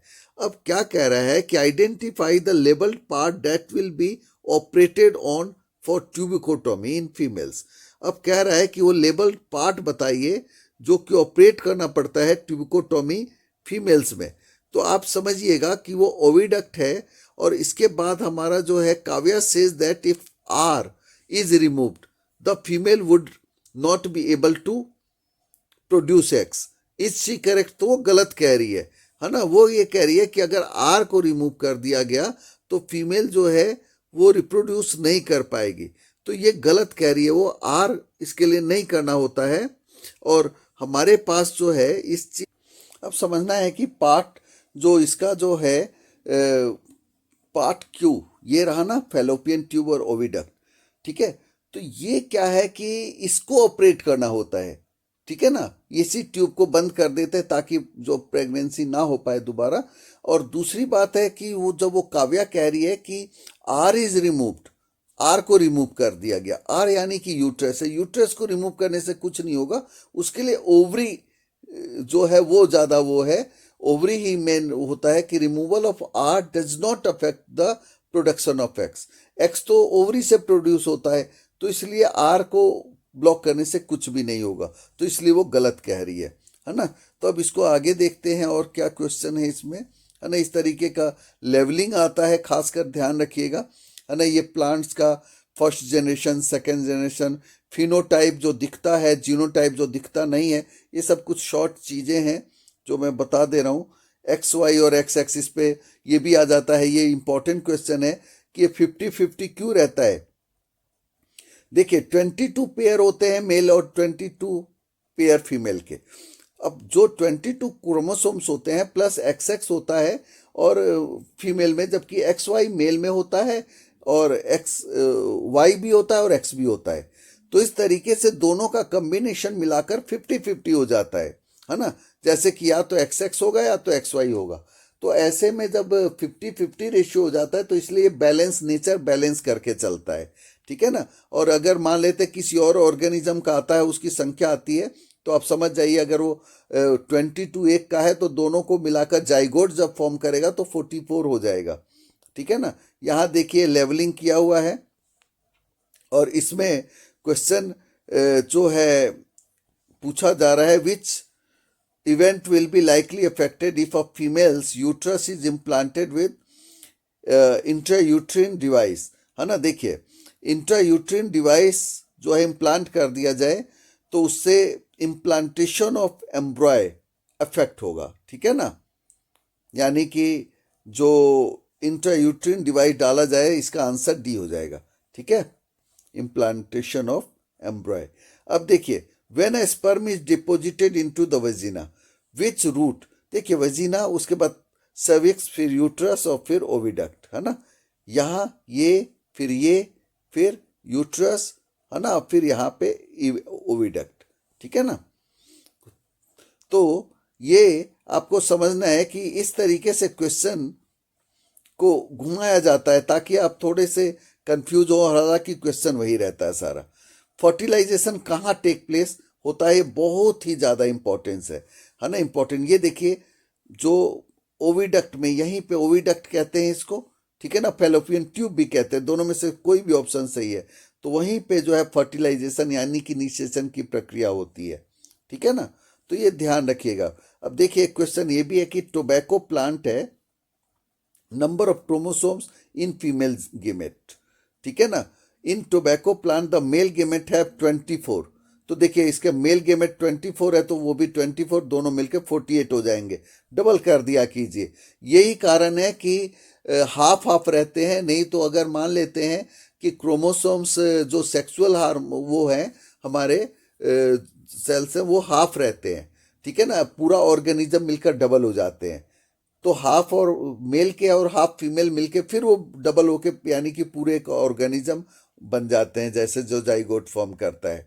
फर्टिलाइजेशन और पॉलिनेशन में डिफरेंस भी होता है। पॉलिनेशन पहले होता है, फर्टिलाइजेशन बाद का प्रोसेस है ना। पॉलिनेशन के बाद होता भी, आएगा क्वेश्चन तो दिखा दूंगा, है ना। अब देखिए कॉपर टी यूज करती है तो इसमें प्रोटेक्टिंग हर फ्रॉम, देखिए ये भी एक बहुत अच्छा क्वेश्चन है कि अगर वो कॉपर टी महिला ने यूज किया है तो क्या उससे वो सेक्सुअली ट्रांसमिटेड डिजीज से बच जाएगी? नहीं, है ना।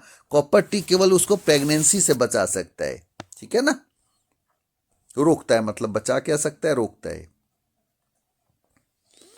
अब देखिए, अब ये फिजिक्स पे आ जाते हैं। फिजिक्स में कई क्वेश्चन हैं, हालांकि मेरा ये वीडियो आप देख लेंगे, उससे ज़्यादा इजी ट्रिक आपको कहीं मिलेगा नहीं, है ना। जो लेंस और मिरर को लेकर मैंने बताया है, मैं एक दो क्वेश्चन बता देता हूं क्योंकि मोस्ट इंपॉर्टेंट है पेपरों के लिए। और यू को हमेशा माइनस में लेना है। जैसे यहाँ कहा डिस्टेंस 10 सेंटीमीटर है तो यू को हमने -10 ले लिया है। एफ की वैल्यू +15 है। फोकल लेंथ दिया हुआ है। कन्वेक्स मिरर है तो देखिए कन्वेक्स मिरर है, यू है, ठीक है ना। तो ये है, इसका सेंटर भी इधर होगा राइट साइड में, ठीक है ना, सेंटर राइट में होगा। तो जो चीज राइट में है तो याद रखिए राइट है तो प्लस है, लेफ्ट है तो माइनस है, ठीक है ना। ऊपर है तो प्लस है और नीचे है तो माइनस है। तो इस तरीके से आपको याद रहे। अगर कनकेव है तो कनकेव का तो ये शेड हो गया, लेकिन इधर इसका ये है तो लेफ्ट में ही सारा चीज है, तो इसलिए उसका फोकल लेंथ माइनस हो जाएगा। तो आप समझिए कि ये मिरर फॉर्मूला है 1/f equals to 1/v plus 1/u। अब आपको ध्यान रखना है कि u को माइनस में लेना है, f को पॉजिटिव लेना है, और v आएगा, अगर नेगेटिव आता है तो लेफ्ट साइड में होगा, है ना। अब आपको समझना है कि कॉनकेव मिरर में हर एक बार इमेज यहीं पे बनता है रियल एंड इन्वर्टेड, वास्तविक व उल्टा, जबकि कॉन्वेक्स में सीधा बनता है, आभासी और सीधा, और वो राइट साइड बनता है, ठीक है ना। और जो कन्वेक्स मिरर का बनता है वही कॉनकेव लेंस का बनता है। इस टॉपिक को मैंने बहुत अच्छा अपने वीडियो में बता रखा है, इसके क्वेश्चंस भी है। एक चीज और भी, law of reflection of light देख लीजिए, angle of incidence always equal to angle of reflection होता है ना। ये law of reflection of light है। साथ में स्नेल्स लॉ बता देता हूँ, sine i by sine r हमेशा कांस्टेंट होगा, इसी को म्यू से हम डिनोट करते हैं, रिफ्रैक्टिव इंडेक्स कहते हैं हम इसको, है ना। देखिए रिफ्रैक्टिव इंडेक्स पे एक दूसरा भी क्वेश्चन मिलेगा, मोस्ट इंपॉर्टेंट टॉपिक है ये, है ना। n बराबर c/v होता है। जैसे रिफ्रैक्टिव इंडेक्स दिया है, स्पीड ऑफ लाइट है 3 × 10⁸, और कई बार जो speed of light in Ruby या कोई और चीज का दिया है वो बटे में लिख दिया है। कई बार ये दिया होगा, क्रॉस मल्टीप्लाई करेंगे आंसर निकल के आ जाएगा। पावर निकालने का क्या होता है, P बराबर 1/f होता है, इन मीटर में होता है ये। तो कभी जैसे 5 डायोप्टर है, इसका यूनिट भी कई बार आ जाता है, तो डायोप्टर होता है लेंस की पावर के लिए, तो 1/5 कर दिया तो फोकल लेंथ हो गया, मल्टीप्लाई ऊपर करके 0.2 आया, यानी कि 0.2 मीटर का मतलब 20 सेंटीमीटर हो गया, है ना। तो 20 सेंटीमीटर है, और लेंस जो है कन्वेक्स लेंस है। तो ये सब आप समझिए कि मैग्निफिकेशन हम कैसे निकालें, है ना। ये सब छोटे मोटे क्वेश्चंस है, मैंने यहाँ दिया है। जिन बच्चों की बहुत अच्छी तैयारी है वो इसका स्क्रीनशॉट ले, सॉल्व कर लें, क्योंकि कई बार ना मैंने बड़ी मुश्किल से क्वेश्चन छांटे हैं, किताबों में भी नहीं मिल रहे थे, सपोर्ट में भी प्रैक्टिस के लिए बहुत ज़्यादा नहीं है, इसलिए मैं यहाँ अटैच करने की मैंने सोचा, चाहे टाइम लग जाए आपको मिले, ताकि आप उसकी प्रैक्टिस कर सके। ये देखिए, ये भी बहुत इंपॉर्टेंट क्वेश्चन है, प्रिज्म का है, एंगल ऑफ इंसिडेंस ये वाला है, ठीक है ना। एंगल ऑफ इमर्जेंस इसको कहते हैं, ठीक। और ये वाला जो है, ये वाला, इसको हम एंगल ऑफ डेविएशन कहते हैं। तो ये आप समझिए कि क्वेश्चंस को कई बार क्वेश्चन आ जाता है, एक्स है, वाई है, डब्ल्यू है, जेड है, ये एक्स जो है ये एंगल ऑफ रिफ्रैक्शन है, ठीक है ना। तो इस तरीके से आपको याद रखना है। ये मैंने फिगर इसलिए दे दिया है कि कई बार लेबलिंग के लिए आता है, और यहाँ पे ये भी ध्यान रखिए, कई बार बच्चे ऊपर से वी और नीचे आर कर देते हैं, विबग्योर, है ना। नहीं, नीचे वी होगा, ऊपर आर होगा। अगर मैं 2 प्रिज्म लगा दूंगा ऐसे, है ना, एक प्रिज्म और ऊपर से, तो उसमें क्या होगा, वो जो लाइट जब जाएंगी तो एक जैसे इधर निकली है वैसे वो उधर निकल जाएंगी। तो ये ध्यान रखिए, ये सब मैंने सिर्फ आपके समझने के लिए यहाँ रखा है, ताकि ये थोड़ा सा टाइम बेशक बहुत ज़्यादा ज़रूर लग रहा है, लेकिन आपके लिए फ्रूटफुल होना चाहिए। ये है हाइपरमेट्रोपिया, है ना।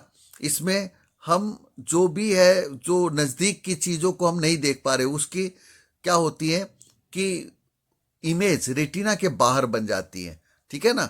तो उसका करेक्शन कैसे करते हैं वो सब इसमें लिखा हुआ है। देखिए, ये रहा, यहाँ पे मैंने पूरा दिखा दिया है, बहुत इजी है। ये मायोपिया है, ये हाइपरमेट्रोपिया है, ठीक है ना। इसको हम निकट दृष्टि दोष कहते हैं, और इसको दूर दृष्टि दोष कहते हैं। दूर दृष्टि दोष का मतलब है दूर दृष्टि है, नजदीक का नहीं दिखाई दे रहा, ठीक है ना।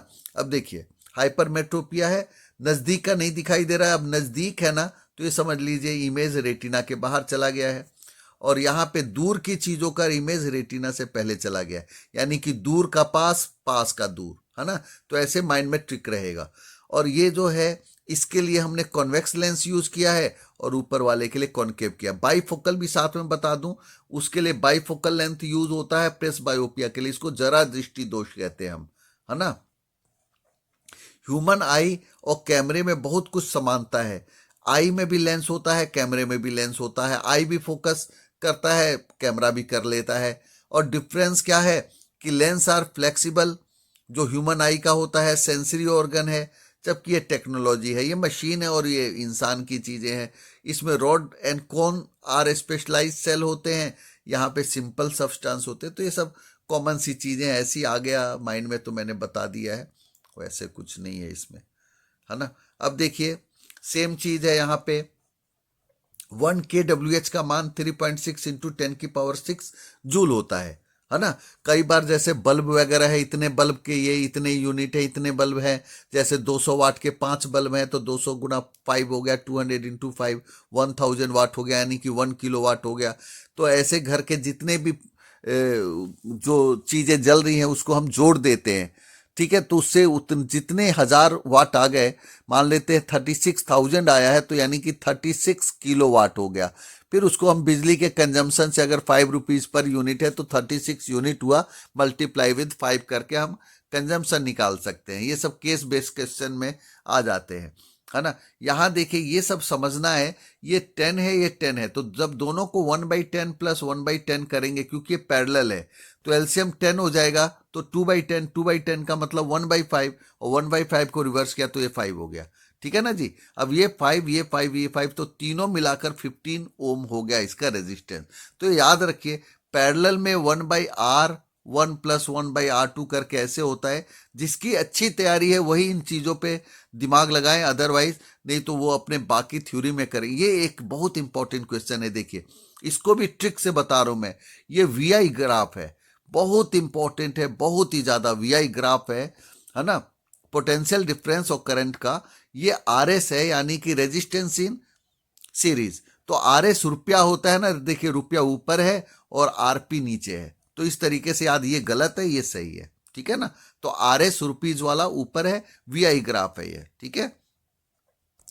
अब है जूल्स लॉ ऑफ हीटिंग है। अब ये जूल्स लॉ ऑफ हीटिंग है, I²RT कहते हैं इसका, है ना। उसको भी आप देख लीजिएगा। यहाँ पे जो है ये रेजिस्टेंस, टाइम ज्यादा होता जा रहा है, क्या करूं मैं, इसलिए लेंथ ऑफ कंडक्टर। अब देखिए ये जो है क्वेश्चन है हमारा कि रेजिस्टेंस को कैसे इफेक्ट कर रहा है। तो लेंथ ऑफ कंडक्टर, अगर लंबाई ज्यादा होगी तो रेजिस्टेंस ज्यादा होगा। एरिया ऑफ क्रॉस सेक्शन ज्यादा होगा, तो जैसे मोटा वायर होगा तो उसमें रेजिस्टेंस कम होगा, रेजिस्टिविटी ज्यादा होगा। तो इस चीज को आप एक बार देख लीजिएगा, है ना। मैं देख क्या लेंगे, मैंने आपका क्विक रिवीजन कराया है, जिसको आता है उसके लिए तो क्विक रिवीजन है ये, बहुत फास्ट। अब देखिए इसका भी, पहले 10 और 10 को 10 और 10 को जोड़ा तो 20 हो गया, 20 और 20 पैरेलल हो गया तो 1/20, 1/20, 2/20 यानी कि 10 हो गया, 10 10 10 करके 20 करके 20 और 10 और 10 करके 40 ओम हो गया ये टोटल, ठीक है ना। देखिए ये रहा। इस तरीके का पेपर में जब भी आता है क्वेश्चन, बहुत आसान होता है, बस हम घबरा जाते हैं। इसको भी देख लीजिए आप। पहले तो ये देखिए, इसको मैट्रिक बता रहा हूं, ये 4 और 6 एक ही वायर है, ठीक है ना। तो इसको जोड़ दीजिए, R1 प्लस R2 यानी कि सीरीज की तरह, तो ये 10 हो गया ये, ठीक है ना। और ये 3 और 3 ये 6 हो गया। अब ये तीनों पैरेलल हो गए, ये और ये, है ना। अब इसको हम एलसीएम लेकर कर देंगे और फिर रिवर्स कर देंगे, यानी कि कई बार बच्चे उसी को छोड़ देते हैं, तो नहीं।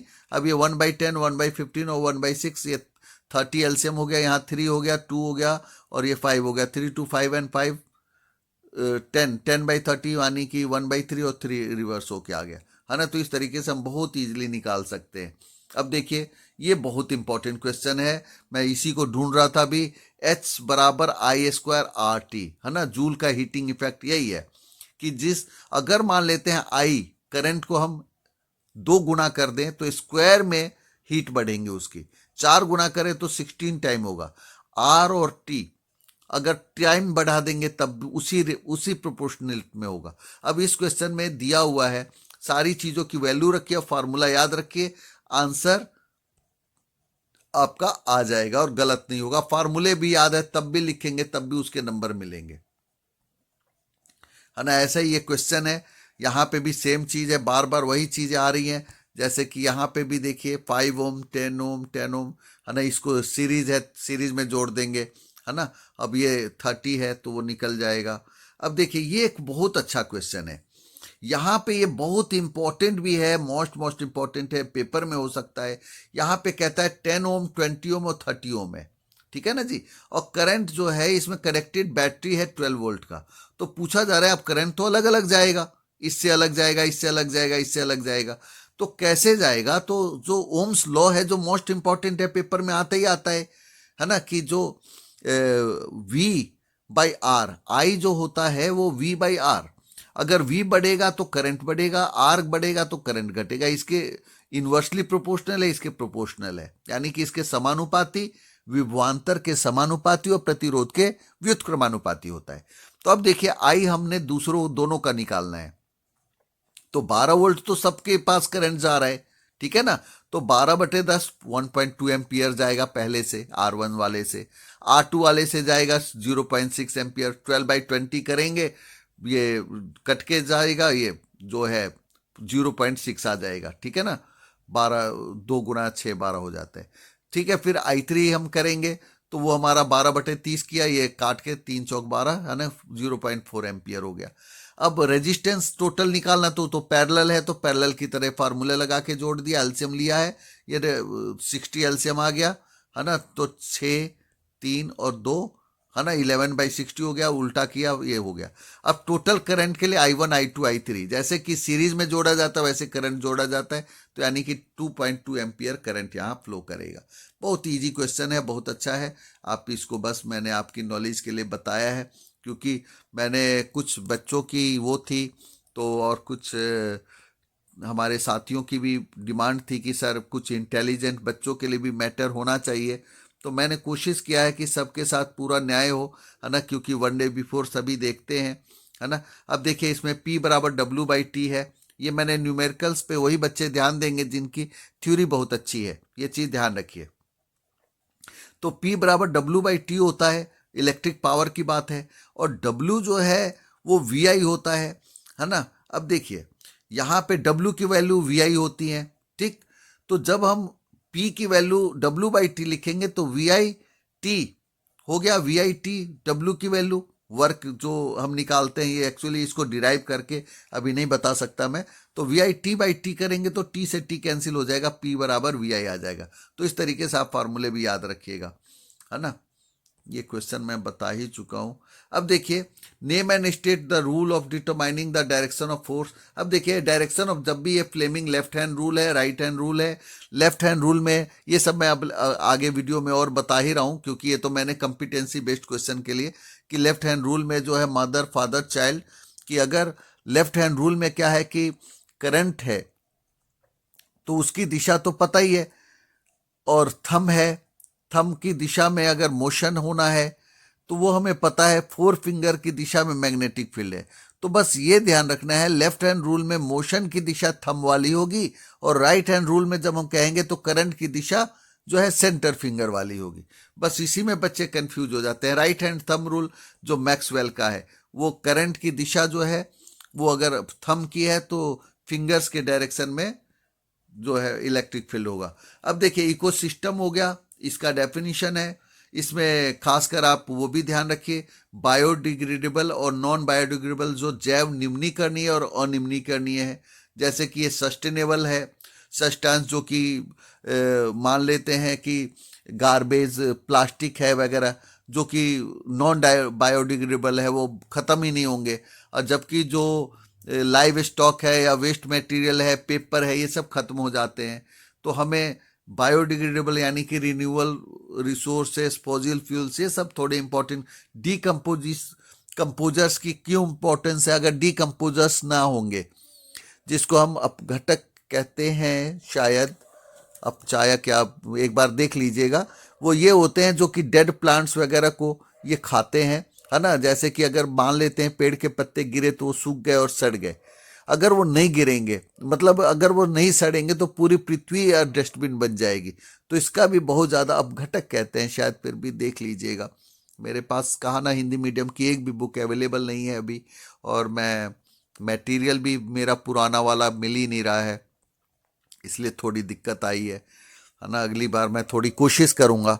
तो डिफाइन इकोसिस्टम, ये ऑटोट्रॉप्स, ये सब सेम क्वेश्चन है। Ecosystem is the structural and functional unit of biosphere, है ना, स्टेबल इकोलॉजिकल, ये सब सेम क्वेश्चन है। आपको पता ही है कि फूड चेन, फूड वेब, है ना, दोनों में डिफरेंस मोस्ट इंपॉर्टेंट है। फूड पिरामिड नीचे प्रोड्यूसर होते हैं, ऊपर जो है जो हाई वाले लेवल के होते हैं, नीचे जो उसके बाद 10% रूल है। 10% रूल में जो है प्लांट पे आता है, पहले तो 2 जीरो कम कीजिए, 10,000 है तो 2 जीरो हटा दीजिए सनलाइट से आने पे, उसके बाद एक एक जीरो आप माइनस करते चले जाइए। तो ये सब चीज़ें हैं। अब मैं जितने भी एक चीज़ मैं बोल दूं, क्योंकि मैंने ये कॉम्पिटेंसी बेस्ड क्वेश्चंस का एक हिस्सा अपने आप इसमें इंक्लूड किया है, ठीक है ना। और ये मैं पुराने वीडियो के साथ मैप भी कर रहा हूँ उसमें से कुछ करके, तो आप इसको कोशिश करिएगा कि पूरे चीज़ों को देखेंगे, और जहां आपको रिपीटेशन हो रहा है उसको आप स्किप करके आगे बढ़ा के देखिए। इससे कोई फर्क नहीं पड़ता है कि आप कितना उसको, जो आपको काम की चीज़ लगे उसको ज़रूर देखिए। उम्मीद है आपको मेरी ये पहल अच्छी लगी होगी और आप इसको ज़्यादा से ज़्यादा बच्चों तक पहुंचाने की कोशिश करेंगे। और लास्ट का वीडियो मैं अब ज़्यादा एडिट नहीं कर पाऊंगा, आप टाइम देख पा रहे हैं 5 बज चुके हैं। मैं बिल्कुल 15 मिनट्स का लेकर चला था, लेकिन अब 1 आवर हो गए हैं, क्योंकि कुछ क्वेश्चंस को एक्सप्लेन ना करो तो बच्चे कंफ्यूज होने का खतरा बना रहता है कि कहीं वो कंफ्यूज ना हो जाए। तो जिम्मेवारी ज़्यादा है, ये सोचकर मैं कर देता हूँ। तो आप इसको उम्मीद करेंगे कि इसको अच्छी तरह देखें, और मैं उम्मीद करूंगा आपका पेपर बहुत अच्छा होगा, इजी होगा, घबराने की जरूरत नहीं है। मैं अपने हिसाब से ज़्यादा अच्छी तैयारी के लिए मैंने किया है। मेरे 1 डे बिफोर 2 4 5 जो भी आपको मिले वो देख लीजिएगा, और साथ में इस वीडियो के साथ मैं एक आपके पास क्लिपिंग और ऐड भी कर रहा हूं। चाहे वीडियो बेशक लंबा हो जाए, लेकिन क्विक रिवीजन है, इसके लिए आप निश्चिंत रहें। मोस्ट एक्सपेक्टेड ही केवल बताया है, इसलिए उम्मीद करूंगा कि आप इस वीडियो को ज़्यादा से ज़्यादा बच्चों तक शेयर करेंगे। All the best to all of you. और आप आगे का जो है वो क्लिपिंग्स इंक्लूडिंग है उसको आप देखिए। उसमें से मैं जो हिस्से जो कि अब पेपर में आउट ऑफ सिलेबस है वो मैं डिलीट कर रहा हूँ। फिर भी अगर कोई 1 2 हिस्से गलती से छूट जाए तो उसके लिए पहले से एडवांस में सॉरी, लेकिन फिर भी उम्मीद है कि आपका ये पेपर बहुत अच्छा होगा, और मैं मोस्ट एक्सपेक्टेड क्वेश्चंस को शायद फिर से स्ट्राइक कर पाया हूँगा। Thank you, all the best to all of you. इसमें जैसे कि जो मोस्ट एक्सपेक्टेड है वो जैसे पॉलिनेशन है, पॉलिनेशन में सेल्फ पॉलिनेशन, क्रॉस पॉलिनेशन, यानी कि स्वपरागन और परपरागन, यानी कि ये मोस्ट इंपॉर्टेंट क्वेश्चन हो गया। दूसरा जो पॉलिनेशन के बाद ही सीड फॉर्मेशन हो गया, है ना। मैं इसको अटैच भी कर रहा हूँ साथ साथ, तो आप इसको देख सकते हैं कि दोनों को आपको इजीली हो जाए। जैसे सीड फॉर्मेशन में जब पॉलिनेशन होता है, पॉलन ट्यूब बनता है, पॉलन ट्यूब से आने के बाद नीचे ट्रिपल फ्यूजन होता है ना, त्रिसंलयन जिसको कहते हैं। उसके बाद जो इसके जो जाइगोट फॉर्म होते हैं और एम्ब्रॉय ओव्यूल डेवलप करता है, और लास्ट में सीड जो है, जो ऊपर के पंखुड़ियाँ टूट जाती हैं और जो इसका ओवरी है वो कन्वर्ट हो जाता है फ्रूट में, और उसके नीचे अंदर जो है वो बीज निर्माण होता है। तो एक बार तो क्वेश्चन ये आता है, पॉलिनेशन पे आ जाता है ना, उसी के अंदर ये जो है थोड़ा सा करेंगे तो आपका ये सीड फॉर्मेशन है। और साथ में जो वैसे तो फीमेल का रिप्रोडक्टिव सिस्टम का जो डायग्राम मोस्ट एक्सपेक्टेड है, वैसे फ्लावर का भी हो सकता है लेवलिंग करने के लिए, है ना, जो मैं इसमें अटैच भी करूँगा, और वो आप देख लेंगे, उससे 101% आपका पेपर सॉल्व हो जाएगा। अब इसमें एक मोस्ट एक्सपेक्टेड क्वेश्चन बनता है कि चेंजेज एट पुबर्टी, किशोरावस्था में होने वाले चेंजेस बॉयज़ में गर्ल्स में, है ना। तो ये भी जो है आप इजीली इसको देख कर सकते हैं कि common in male and female का है ना, ये भी लिखा हुआ है, आप इसको देख लेंगे। और बॉयज़ का भी है, गर्ल्स का भी है ना। तो ये दोनों ही मोस्ट एक्सपेक्टेड क्वेश्चन है। इसी के साथ एक वो भी आता है मोनोपॉज एंड मेन्स्ट्रुअल साइकिल, है ना। जैसे कि at the age of 14 and 13 जो मेन्स्ट्रुअल पीरियड से स्टार्ट होते हैं उसको कहते हैं रजोनुधर्म कहते हैं शायद, और हिंदी में जब मोनोपॉज होता है उसको रजोनिवृत्ति कहते हैं, है ना। 50-55 के एज के आसपास जो मेन्स्ट्रुअल साइकिल जो जब बंद हो जाता है तो उसको कहते हैं। तो ये भी एक मोस्ट इंपॉर्टेंट क्वेश्चन है, उसको आप देख सकते हैं। बाद एक मोस्ट इंपॉर्टेंट क्वेश्चन है पॉलिनेशन फर्टिलाइजेशन में डिफरेंस, यानी कि परागन और निषेचन में। ये भी आप इसको इजीली आप देख सकते हैं, है ना। पॉलिनेशन जो है पौधों में, जो आप एंथर्स जो है वहाँ से स्टेमन जो स्टिग्मा होता हुआ ओव्यूल में पहुँचता है ओवरी के अंदर, और ये फिजिकल प्रोसेस है, यानी कि भौतिक प्रक्रिया है परागन की, है ना। स्वपरागन और परपरागन इसमें होता है। जबकि निषेचन क्या है कि ये फीमेल एंड मेल जीमेट के बीच में होता है, fusion of female and male जीमेट्स।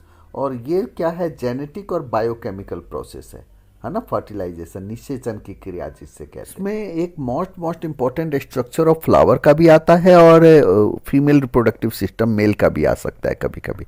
लेकिन फीमेल का और फ्लावर का मोस्ट इम्पॉर्टेंट है, और दोनों के ही वीडियो मेरे अवेलेबल हैं। 2 मिनट में कैसे हम बना सकते हैं उसकी लेवलिंग के साथ अवेलेबल है, आप उसको ज़रूर देख लीजिएगा। और यहाँ पे भी आपके सामने मोस्ट एक्सपेक्टेड जो है उसका आंसर लिखा ही हुआ है कि जो जैसे कि आप सबसे राइट साइड में देख रहे हैं तो फीमेल रिप्रोडक्टिव सिस्टम का है, और उसमें ABCDE किया है, और इसका नीचे आंसर लिखा है, और हिंदी में भी उसके आंसर लिखे हुए हैं। मेथड्स ऑफ बर्थ कंट्रोल भी मोस्ट इम्पॉर्टेंट है, जो अक्सर पेपर में आता है ना, कि जो वेस्कोटोमी जो है और ट्यूबोकोटोमी है ना। जो फीमेल में ट्यूबोकोटोमी क्यों होता है, क्योंकि फेलोपियन ट्यूब जो होता है उसको ब्लॉक किया जाता है। मेल में उसको ब्लॉक करते हैं, इसलिए उसको नसबंदी हिंदी में कहते हैं, है ना। तो सर्जिकल मेथड है दोनों, जबकि और भी मेथड्स हैं, तो बर्थ कंट्रोल के मेथड्स आपको देख लेने हैं, है ना। और इसमें जो फीमेल का भी ये जो आपके सामने जो पिक्चर है इसको आप देख सकते हैं, कौन से जो ऑर्गन है उसका क्या फंक्शन है, तो ये आपको देखना है और करना भी है। अब इसके बाद एक इम्पॉर्टेंट क्वेश्चन असेक्सुअल रिप्रोडक्शन का भी है। कई बार पेपर में आता है कि अमीबा का असेक्सुअल रिप्रोडक्शन का प्रोसेस बताइए, तो इसमें बाइनरी फिजन होता है अमीबा में, है ना, यानी कि न्यूक्लियस 2 हिस्सों में बंटता है, फिर आपस में 2 डॉटर सेल्स बन जाते हैं, तो बाइनरी फिजन है।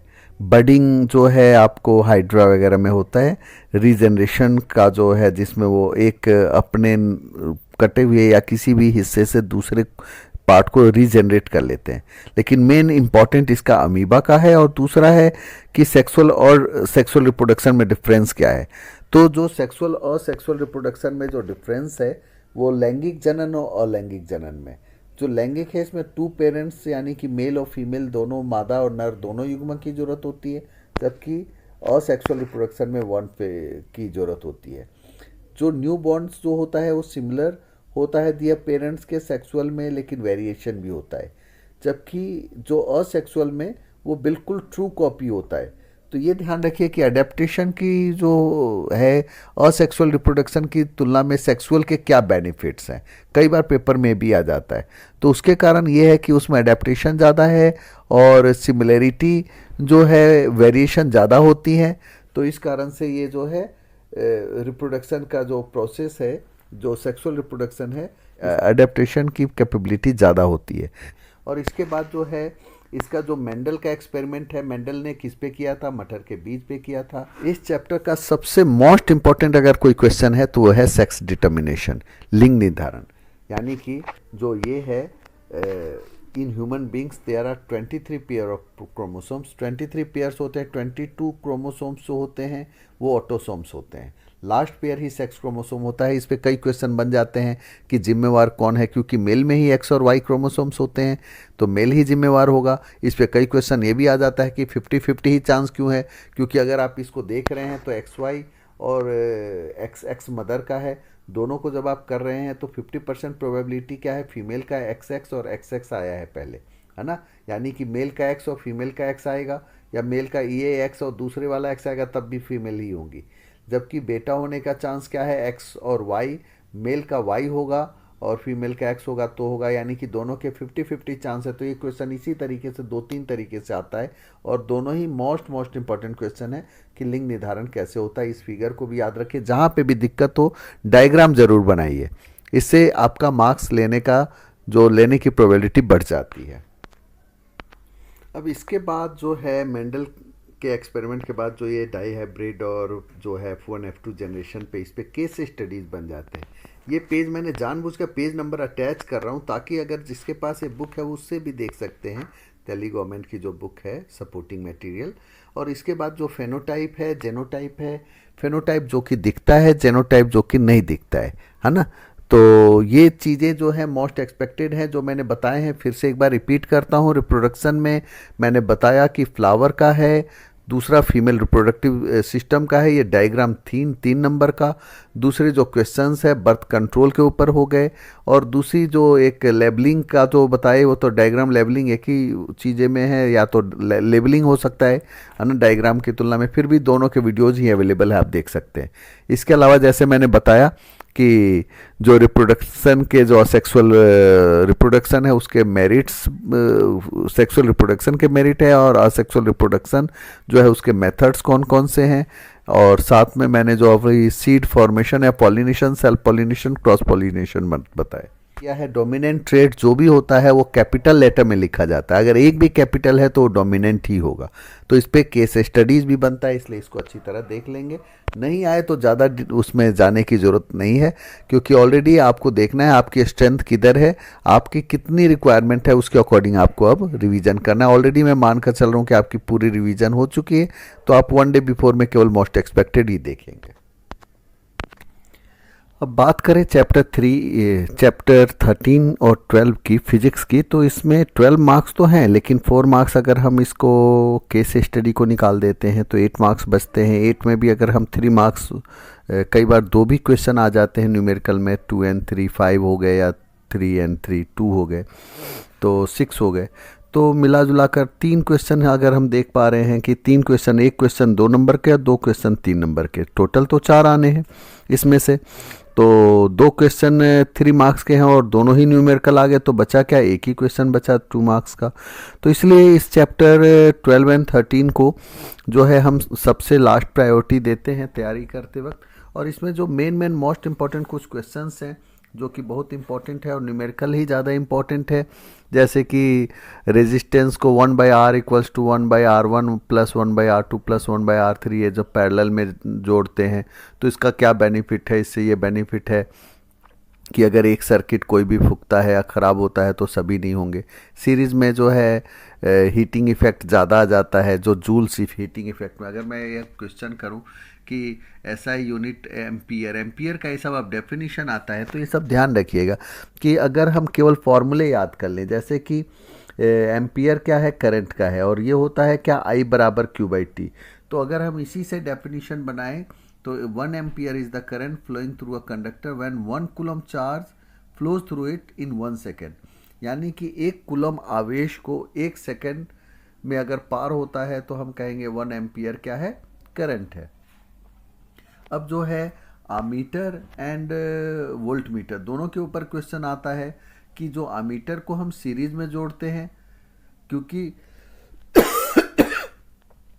करंट सीरीज में पास होता है, और दूसरी चीज़ कि आमीटर जो है उसका लो रेजिस्टेंस होता है जबकि वोल्ट मीटर का रेजिस्टेंस हाई होता है। और वोल्ट मीटर को हम हमेशा किस में जोड़ते हैं, पैरेलल जोड़ते हैं। तो ये दोनों ही याद रखिएगा, मोस्ट इंपॉर्टेंट चीज़ें हैं ये। अब इसके बाद एम्पियर का डेफिनेशन हो गया, वोल्ट का डेफिनेशन हो गया। वोल्ट का भी क्या है कि when 1 joule work is done in carrying 1 coulomb charge then potential difference is called 1 volt. Potential difference का भी डेफिनेशन आ जाता है। लेकिन आप ये देखिए कि 1 वोल्ट क्या है कि 1 जूल कार्य करने में 1 कूलम, जो 1 कूलम चार्ज को ले जाने में 1 जूल वर्क हो जाता है, तो हम कहते हैं कि 1 वोल्ट क्या है, पोटेंशियल डिफरेंस है। यानी कि अगर इसको भी हम याद करें तो 1 volt equals to 1 joule by 1 coulomb है। यानी कि 1 कूलम चार्ज को, 1 कूलम आवेश को ले जाने में 1 जूल कार्य हुआ है, तो हम कहेंगे 1 वोल्ट क्या है, विभवांतर है ना। तो इस तरीके से अगर हम फॉर्मूले याद कर लें तो उससे भी काम हो जाता है। जैसे कि V है बराबर होता है W/Q, तो 1 वोल्ट हो गया कि when 1 joule work is done in carrying 1 coulomb charge then potential difference is called 1 volt, है ना। तो जो डेफिनेशन आपको इजी लगे आप उसको कर सकते हैं। इसके बाद एक मोस्ट इंपॉर्टेंट क्वेश्चन आता है कि जूल्स लॉ ऑफ हीटिंग, है ना।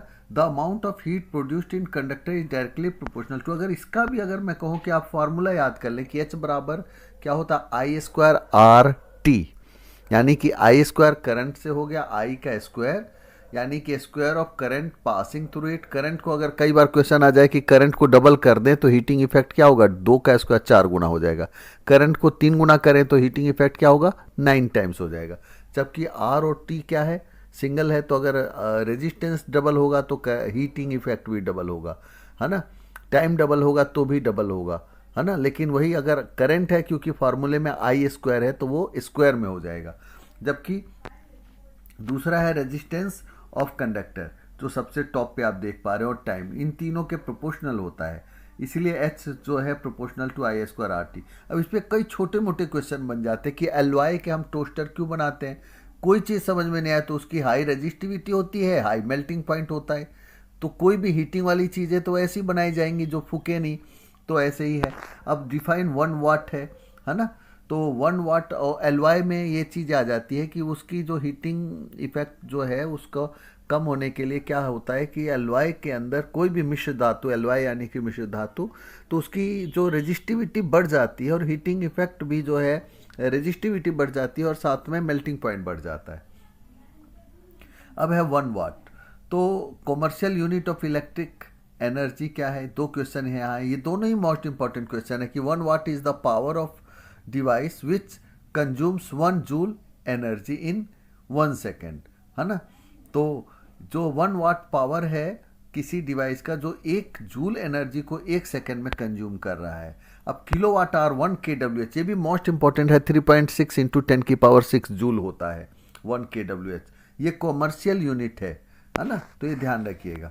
अब जो है अफेक्टिंग रेजिस्टेंस, रेजिस्टेंस को प्रभावित क्या करता है, तो लेंथ है, R is directly proportional to length, यानी कि जो लेंथ बढ़ा देंगे तार की लंबाई बढ़ जाएगी तो उससे रेजिस्टेंस बढ़ जाएगा। यही कारण है कि छोटे छोटे करके जब आप देखते हैं घरों में जो वायरिंग होती है, एक डायरेक्ट एक लंबी सी लाइन नहीं खींची जाती, बीच बीच में कई जोड़े जाते हैं। क्रॉस सेक्शन एरिया, एरिया अगर बढ़ जाएगा तो भी रेजिस्टेंस उसका बढ़ जाएगा, और उसके मटेरियल और टेम्परेचर पे तो डिपेंड करता ही करता है। जो फ्यूज़ है उसका काम क्या है, या टंगस्टन वगैरह क्या है, टंगस्टन जो आप बल्ब वगैरह में लगाते हैं, तो उसका क्या है कि मेल्टिंग पॉइंट बहुत ज़्यादा होता है, यानी कि इज़ वेरी हाई। और दूसरी बात है कि doesn't burn even at higher temperature, वो आसानी से टेम्परेचर हाई हो तब भी नहीं जलता, है ना, नहीं फूकता। तो इसलिए ये दोनों ही मोस्ट इंपॉर्टेंट क्वेश्चन है। इसके बाद मैंने बताया कि इस चैप्टर में मेनली इंपॉर्टेंट क्वेश्चन क्या है, न्यूमेरिकल हैं, जो कि अक्सर पेपर में आते हैं, और वो भी बहुत इजी है। अगर आप डायग्राम वगैरह 1-2 मैं अटैच करूंगा इसमें, आप उसको देख लीजिएगा, टेक्स्ट बुक क्वेश्चंस ही केवल देख लीजिएगा, वो भी मोस्ट इंपॉर्टेंट और पेपर में आ सकते हैं। अब इस चैप्टर का सबसे मोस्ट इंपॉर्टेंट क्वेश्चन है ओम्स लॉ। ओम्स लॉ में क्या है कि जो अगर हम याद कर लेते हैं, केवल फॉर्मूला याद कर लेते हैं कि I = V/R होता है, तो हमें पता है कि I क्या है, करंट है, तो आप उसको लिख सकते हैं कि विद्युत धारा, प्रवाहित होने वाली विद्युत धारा दोनों विभवांतर के, दोनों सिरों के बीच के विभवांतर के समानुपाती होती है, और जो रेजिस्टेंस है, प्रतिरोध है, उसके व्युत्क्रमानुपाती होती है। यानी कि current carrying through conductor is directly proportional to potential difference across them and inversely proportional to resistance between them, being other terms constant, यानी कि at constant temperature constant होना चाहिए। तो ये जो यहाँ पे है बिल्कुल ही टू द पॉइंट है, आप इसको केवल यही याद कर सकते हैं कि I = V/R, तो I प्रोपोर्शनल V हो गया, और I इन्वर्सली प्रोपोर्शनल, ये कि R बटे में है तो इन्वर्सली प्रोपोर्शनल R हो गया। तो ये है, इसमें ओम रेजिस्टिविटी प्रतिरोधकता होती है, तो वो चेंज क्या होता है कि वो चेंज विद लेंथ और एरिया ऑफ क्रॉस सेक्शन से चेंज रेजिस्टिविटी नहीं होती है ना। रेजिस्टिविटी का डेफिनेशन कर लीजिएगा, एलवाई का ये रेजिस्टिविटी ज़्यादा होती है, हाइयर होता है, और इसका ऐसा यूनिट ओम मीटर होता है ना। तो ये है, इसके अलावा इसमें खास मोस्ट प्रोबेबली अगर मैं कहूँ कि इस चैप्टर में आना है तो ओम्स लॉ तो आना ही आना चाहिए, और बाकी एक डेफिनेशन किसी का हो सकता है, और एक न्यूमेरिकल तो होगा ही होगा जो इस चैप्टर से बनता है। अब बात करें 13 चैप्टर की, तो इसमें मोस्ट इंपॉर्टेंट क्वेश्चन यहीं से शुरुआत करूं, जो मोस्ट इंपॉर्टेंट है, electromagnet, solenoid, electromagnet, permanent magnet में डिफरेंस क्या है। इलेक्ट्रोमैग्नेट जो होता है कि ये टेम्परेरी मैग्नेट है, वो जैसे इलेक्ट्रिसिटी ऑफ करेंगे तो डीमैग्नेटाइज हो जाएगा, जबकि परमानेंट मैग्नेट यानी कि स्थायी चुंबक, वो अपनी विद्युत्व को नहीं खोएगा। जबकि जो है परमानेंट मैग्नेट फिक्स्ड होता है, जबकि इलेक्ट्रोमैग्नेट की ताकत ज़्यादा होती है, वह वेरी हो सकती है। हम उसमें जैसे कि जितनी ज़्यादा पावर लगाएंगे, इलेक्ट्रिसिटी जितनी ज़्यादा होगी, उसके अकॉर्डिंग इसकी जो पावर भी ज़्यादा होगी। फिर जो पोलैरिटी है इलेक्ट्रोमैग्नेट की, वो रिवर्स की जा सकती है, जबकि स्थायी चुंबक जो है उसका नॉर्थ एंड साउथ अलग होता है। अब जो है इसमें जो मोस्ट इंपॉर्टेंट क्वेश्चन है, फ्लेमिंग लेफ्ट हैंड रूल। याद रखने का शॉर्टकट तरीका है, यहाँ पे 4 फिंगर, हिंदी मीडियम वाले भी इंग्लिश में लिख सकते हैं, ऐसा कुछ नहीं है। जैसे थंब में म आता है मदर, 4 फिंगर में F आता है फादर, और करंट C आता है चाइल्ड, यानी कि मदर फादर चाइल्ड। ये ध्यान रखिएगा, ज़्यादातर बच्चे ये तो लिख देते हैं कि तीनों को परपेंडिकुलर टू ईच अदर करने के बाद क्या होता है कि जब हम स्ट्रेच करते हैं थंब को, फोर फिंगर को, मिडिल फिंगर को, तो ऐसे में लेफ्ट हैंड के, है ना, फ्लेमिंग लेफ्ट हैंड रूल है क्योंकि ये, और राइट हैंड दोनों में सेम है, अंतर कुछ नहीं है, अंतर माइनर सा अंतर है कि अगर फोर फिंगर पॉइंट्स करता है direction of magnetic field, middle finger direction of current, then thumb will point out in the direction of motion, है ना। ये आता है लेफ्ट हैंड रूल में कि थंब जो है वो डायरेक्शन करेगा, किसको शो करेगा, मोशन को, यानी कि गति की दिशा जो है, जो मोशन है उसकी दिशा को कौन शो करता है, थंब, अंगूठा।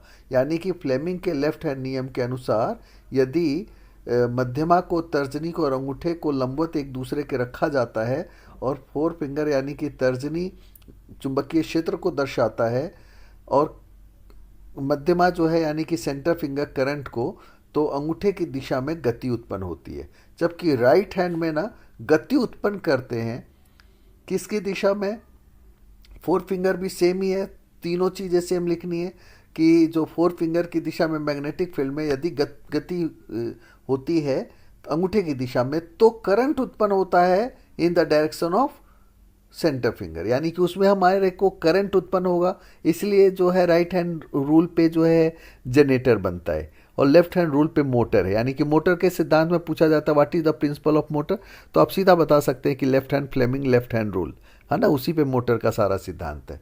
तो ये इसका मोस्ट इंपॉर्टेंट क्वेश्चन है लेफ्ट हैंड रूल। और एक और है Maxwell right hand thumb rule, है ना। तो उसमें भी यही है कि अगर हम राइट हैंड को अंगूठे की दिशा में करें, ऐसे अंगूठे और थंब बनाते हैं, थम्स अप जैसे करते हैं, तो ऐसे में अंगूठे की दिशा अगर करंट की होगी तो उंगलियों की जो दिशा फिंगर्स की है वो उसकी क्या होगी, मैग्नेटिक फील्ड बनेगा। यहाँ वर्किंग ऑफ मोटर भी अटैच किया है ना। जिन बच्चों को चाहिए वो इसको या तो स्क्रीनशॉट ले सकते हैं या तो वो इसको पॉज करके लिख सकते हैं कि वर्किंग ऑफ मोटर, मोटर की जो कार्यविधि बहुत इजी है। इसमें आप डायग्राम बना दीजिए और उसी को बता दीजिए कि जो लेफ्ट हैंड ए बी वाला जो है वो नीचे डाउनवर्ड आता है, फ्लेमिंग के लेफ्ट हैंड नियम पे आधारित है ना। जबकि जो सी डी वाला जो हिस्सा है ऊपर जाता है, इस तरीके से वो बुशेस से चेंज होते हैं और ये डायरेक्शन फिर चेंज हो जाता है। पहले वो एंटी क्लॉकवाइज घूमता है, ये इसमें आराम से लिखा, आप इसको देख लीजिएगा, इसको आप कर सकते हैं ताकि आप आसानी से, ज़्यादा डिटेल में बताऊंगा तो टाइम ज़्यादा कंज्यूम हो जाएगा। इसका दूसरा मोस्ट इम्पॉर्टेंट क्वेश्चन है सोलेनॉइड यानी कि परिनालिका, जो आप जिसको हम कहते हैं कि सॉफ्ट आयरन के ऊपर जो हम copper wire, insulated copper wire को रैप करते हैं क्लोजली, है ना, तो उसको उससे सोलेनॉइड बन जाता है। इसकी शक्ति यानी कि परिनालिका बन जाती है ना। बेलन की आकृति के अनेक फेरों से कुंडली को परिनालिका कहते हैं। परिनालिका का जो चुंबकीय क्षेत्र है यानी कि मैग्नेटिक फील्ड है वो एक बार मैग्नेट की तरह यानी कि छड़ चुंबक की तरह होता है। तो ये जितनी इसमें कॉइल बढ़ेंगी उतनी उसकी पावर बढ़ जाएगी, है ना।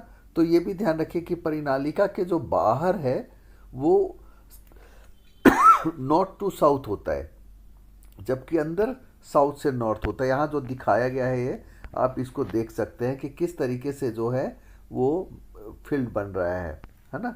तो परिनालिका के अंदर का जो चुंबकीय क्षेत्र की दिशा और बाहर की दोनों को दिखाई गई है ना। तो ये ध्यान रखिएगा कि जो बाहर है वो हमेशा नॉर्थ से साउथ होगा लेकिन अंदर साउथ से नॉर्थ होगा। तो ये भी मोस्ट इम्पॉर्टेंट है। स्थायी चुंबक और विद्युत चुंबक ये मैंने ऑलरेडी बता ही दिया है। जिनके पास ये बुक नहीं है उनके लिए ही अटैचमेंट की गई है, अदरवाइज वो अपने पेज नंबर को देखकर, अगर जिनके पास है तो उसको देखकर एक बार रीड कर सकते हैं, क्योंकि एक क्विक रिवीजन करा रहा हूँ मैं ताकि आपका एक रिवीजन हो जाए कम से कम टाइम में 7 के 7 चैप्टर्स का। अब सबसे मोस्ट इम्पॉर्टेंट और सबसे इजी है चैप्टर 15, जिसमें से 2 मार्क्स और 3 मार्क्स यानी कि 5 मार्क्स आने हैं। मोस्ट इम्पॉर्टेंट क्वेश्चन है, अटैचमेंट भी आपके सामने है, जैसे आहार जाल और आहार, food web and food chain, है ना, खाद्य श्रृंखला और खाद्य जाल। ये मोस्ट इंपॉर्टेंट क्वेश्चन है। खाद्य श्रृंखला क्या होता है? यानी कि फूड चेन, एक ऑर्गेनिज्म का दूसरे ऑर्गेनिज्म का भोजन के लिए डिपेंडेंट होना, यानी कि फूड के लिए dependency over one organism of one organism to another organism. यानी कि खाद्य श्रृंखला का मतलब है एक ऑर्गेनिज्म का, यानी कि दूसरे ऑर्गेनिज्म पे भोजन के लिए डिपेंडेंट होना। खाद्य श्रृंखला, यहाँ पे डेफिनेशन लिखा हुआ है कि आहार श्रृंखला आपस में प्राकृतिक रूप से जुड़ी होती है, जो एक जाल का रूप धारण कर लेती है, उसे आहार जाल कहते हैं, है ना। यानी कि खाद्य जाल, यानी कि अगर एक फूड चेन दूसरे फूड चेन से भी इंटर रिलेटेड है तो इससे बन जाता है फूड वेब। इसके बाद इसमें जो मोस्ट इंपॉर्टेंट क्वेश्चन आता है, ओजोन परत का ह्रास क्या है? Ozone O2 plus UV ultraviolet rays से मिलता है, तो O2 प्लस O मिलके O3 बन जाता है। O3 यानी कि ऑक्सीजन का ये समस्थानिक है जिसको ओजोन कहते हैं। ये अल्ट्रावायलेट रेज को हम तक आने से रोक देता है। तो ये जो है ये भी बहुत इंपॉर्टेंट क्वेश्चन है। और ओजोन का डेप्लीशन जो देखा गया उसी से बना हुआ क्योटो प्रोटोकॉल जो है 1986 में हुआ था। UNEP का फुल फॉर्म भी आता है, यूनाइटेड नेशंस एनवायरमेंटल प्रोग्राम, और खासकर एड्स का भी आता है, मैं बताना उधर भूल गया। Acquired immuno deficiency syndrome, HIV का, ह्यूमन इम्यूनोवायरस, और एक और था आपका STD, हाँ, सेक्सुअली ट्रांसमिटेड डिजीज, उसमें भी कई बार शॉर्ट फॉर्म्स आ जाते हैं। तो इसमें यूनेप ने ही जो किया था क्योटो प्रोटोकॉल, जिससे क्लोरोफ्लोरोकार्बन के कारण वो रिएक्ट होता है, तो जिससे जो ओजोन की क्षय देखी गई अंटार्कटिका में, तो इस पर बैन लगा दिया गया क्योटो प्रोटोकॉल। क्योटो प्रोटोकॉल के बारे में आता तो ये इतना इंपॉर्टेंट है, यानी कि ओजोन लेयर का जो क्षय होता है, डेप्लीशन ऑफ ओजोन लेयर, ये मोस्ट इंपॉर्टेंट है, छोड़ना बनता ही नहीं है किसी तरीके से। इसके जो भी क्वेश्चन है, जैसे बायोडिग्रेडेबल, नॉन बायोडिग्रेडेबल, जिसको जैव निम्नीकरणीय कहते हैं और अजैव निम्नीकरणीय कहते हैं। जो बायोडिग्रेडेबल सब्सटेंस होते हैं जिसको decomposed by action of micro organism, है ना। माइक्रो ऑर्गेनिज्म से जो बायोडिग्रेड हो जाते हैं उसको हम डिकम्पोज हो जाते हैं, उसको हम बायोडिग्रेडेबल कहते हैं। और जो नहीं होते हैं, जैसे प्लास्टिक है, पॉलीथीन है, वो अजैव निम्नीकरणीय है। ये ध्यान रखिएगा। इसमें एक क्वेश्चन और बहुत इंपॉर्टेंट बनता है कि जो डिकम्पोजर्स का क्या रोल है, यानी कि अपघटक। अगर अपघटक नहीं होंगे तो पूरी पृथ्वी एक डस्टबिन बन जाएगी, क्योंकि जैसे मृत जीवी कहलाते हैं ये, है ना। जो डिकम्पोजर्स होते हैं वो क्या होते हैं, जो भी चीज़ें आती हैं, जैसे पेड़ के पत्ते गिरे तो उनको वो धीरे धीरे गलाकर सड़ाकर मिट्टी में मिला देते हैं। लेकिन जब वो नहीं होंगे तो कोई भी चीज़ जैसा है वैसे का वैसे रहेगा, हरा गिरेगा तो वो सड़ेगा, गलेगा नहीं। तो इसलिए इसका इम्पोर्टेंस भी पेपर में मोस्ट इम्पॉर्टेंट है जो आता है। इसके अलावा इसमें 10% रूल आता है, मोस्ट इम्पॉर्टेंट है, यानी कि सन की एनर्जी से पहले मिलता है केवल 1%। जैसे ऊपर अगर दे दिया गया 1000 किलो जूल है, तो 1000 से पौधों को क्या मिलेगा, 2 जीरो हम हटा देंगे, यानी कि 10 किलो जूल। उसके बाद उसको खाने वाले जो हैं उनको मिलेगा 10 से 1, एक जीरो हटाते चले जाइए। इसमें यह भी ध्यान रखिए कि जो बायोलॉजिकल मैग्निफिकेशन है वो केमिकल सब्सटेंस का ऐड होते जाना है ना। जिससे जो है, जैसे मान लेते हैं हम खाद, डिकम्पोस्ट वगैरह कई चीज़ें, फर्टिलाइजर्स यूज़ कर रहे हैं, वो क्या होता है, केमिकल सब्सटेंस इकट्ठा हो जाता है उसके अंदर, फिर वो जो उसको खाते हैं उसमें चला जाता है। तो जो टॉप लेवल पे है उनमें सबसे ज़्यादा होगा ये। क्यों होगा? क्योंकि जैसे जो नीचे है उनको तो कम मिला, उससे ज़्यादा ऊपर को मिला। जैसे ह्यूमन बींग्स है तो उसमें सबसे ज़्यादा, ये भी कई बार क्वेश्चन आ जाता है कि किसका सबसे ज़्यादा होगा, है ना। तो ऊपर जो जितने टॉप पे होंगे उनमें जो मैग्निफिकेशन, बायोलॉजिकल मैग्निफिकेशन ज़्यादा होगी। जैसे बायोडिग्रेडेबल, नॉन बायोडिग्रेडेबल। इसके बाद बायोटिक और बायोटिक भी आ जाता है। जैसे कि अबायोटिक कंपोनेंट्स है जिसके अंदर हमारे एयर है, वाटर है, जबकि बायोटिक कंपोनेंट्स है जो इकोसिस्टम का एक हिस्सा आता है, जो है ना। तो उसमें हमारे एनिमल्स ये सब जो हैं जिसको हम जैव कहते हैं, जैव और अजैव घटक। फूड चेन ये रहा, फूड वेब, 10% लॉ भी नीचे है यहाँ लिखा हुआ, ओजोन लेयर है, ये बता चुका हूँ मैं। फूड चेन और फूड वेब, बायोलॉजिकल मैग्निफिकेशन है ना। ये सब आपके सामने, जिनके पास इजी नोट्स, खाद्य पिरामिड कहते हैं इसको, है ना। ट्रॉफिक लेवल जो है ये भी मोस्ट इम्पॉर्टेंट है। इस चैप्टर में कुछ भी नहीं छोड़ना आपको, क्योंकि ये ऑलरेडी 5 मार्क्स का है, ये मोस्ट इम्पॉर्टेंट है है ना।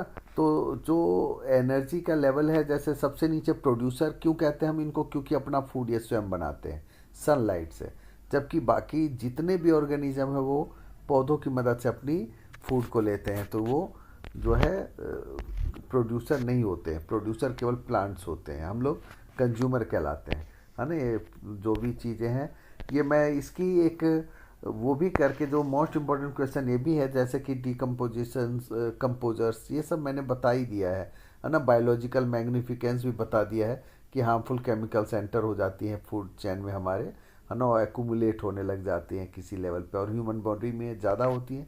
तो ये सब मैं ऑलरेडी इसका पीडीएफ बनाकर और एक लिंक जनरेट कर कर मैं वीडियो के साथ भी अटैच कर दूंगा, ताकि आपको कोई भी दिक्कत हो तो आप डिस्क्रिप्शन बॉक्स में जाकर लिंक को देखकर समझ सकते हैं। अगर किसी बच्चे को कोई भी दिक्कत है तो वो कमेंट बॉक्स में कमेंट करके पूछ भी सकता है। उम्मीद है जो मैं फिर से एक बार रिपीट कर दूं जो मैंने अब तक बताया है, क्योंकि बताया तो हो सकता है क्वेश्चंस कुछ, क्योंकि मैं रिदम में बता रहा हूँ, लेकिन फिर भी मैंने क्विक रिवीजन कराने की कोशिश की है। अंत में मैं आपको मोस्ट इम्पॉर्टेंट फिर से एक बार बता देता हूँ, जो मोस्ट इम्पॉर्टेंट है। 15 to 16 क्वेश्चन ही अभी बताऊँगा जो अभी बोलने जा रहा हूँ। जैसे कि केमिस्ट्री की बात करें तो वर्सेटाइल नेचर, उसी में कैटिनेशन ये सब आ जाता है कार्बन का। दूसरा जो है हीरा ग्रेफाइट के ऊपर कोई क्वेश्चन हो जाता है। दूसरा जो चैप्टर 5 है उसमें से एटम के साइज वगैरह को लेकर, और एक लिमिटेशन। अब जो बायोलॉजी में हम कहते हैं कि एक डायग्राम हो गया, जैसे कि या तो फ्लावर का या तो फीमेल रिप्रोडक्टिव सिस्टम का लेबलिंग करने के लिए, है ना। और एक दो क्वेश्चन इसमें हो गए, बर्थ कंट्रोल हो गया, या सेक्स डिटर्मिनेशन है चैप्टर 9 में, है ना, जो मोस्ट एक्सपेक्टेड क्वेश्चन है। अभी मैंने 4-5 क्वेश्चन ही बोले अभी तक, है ना।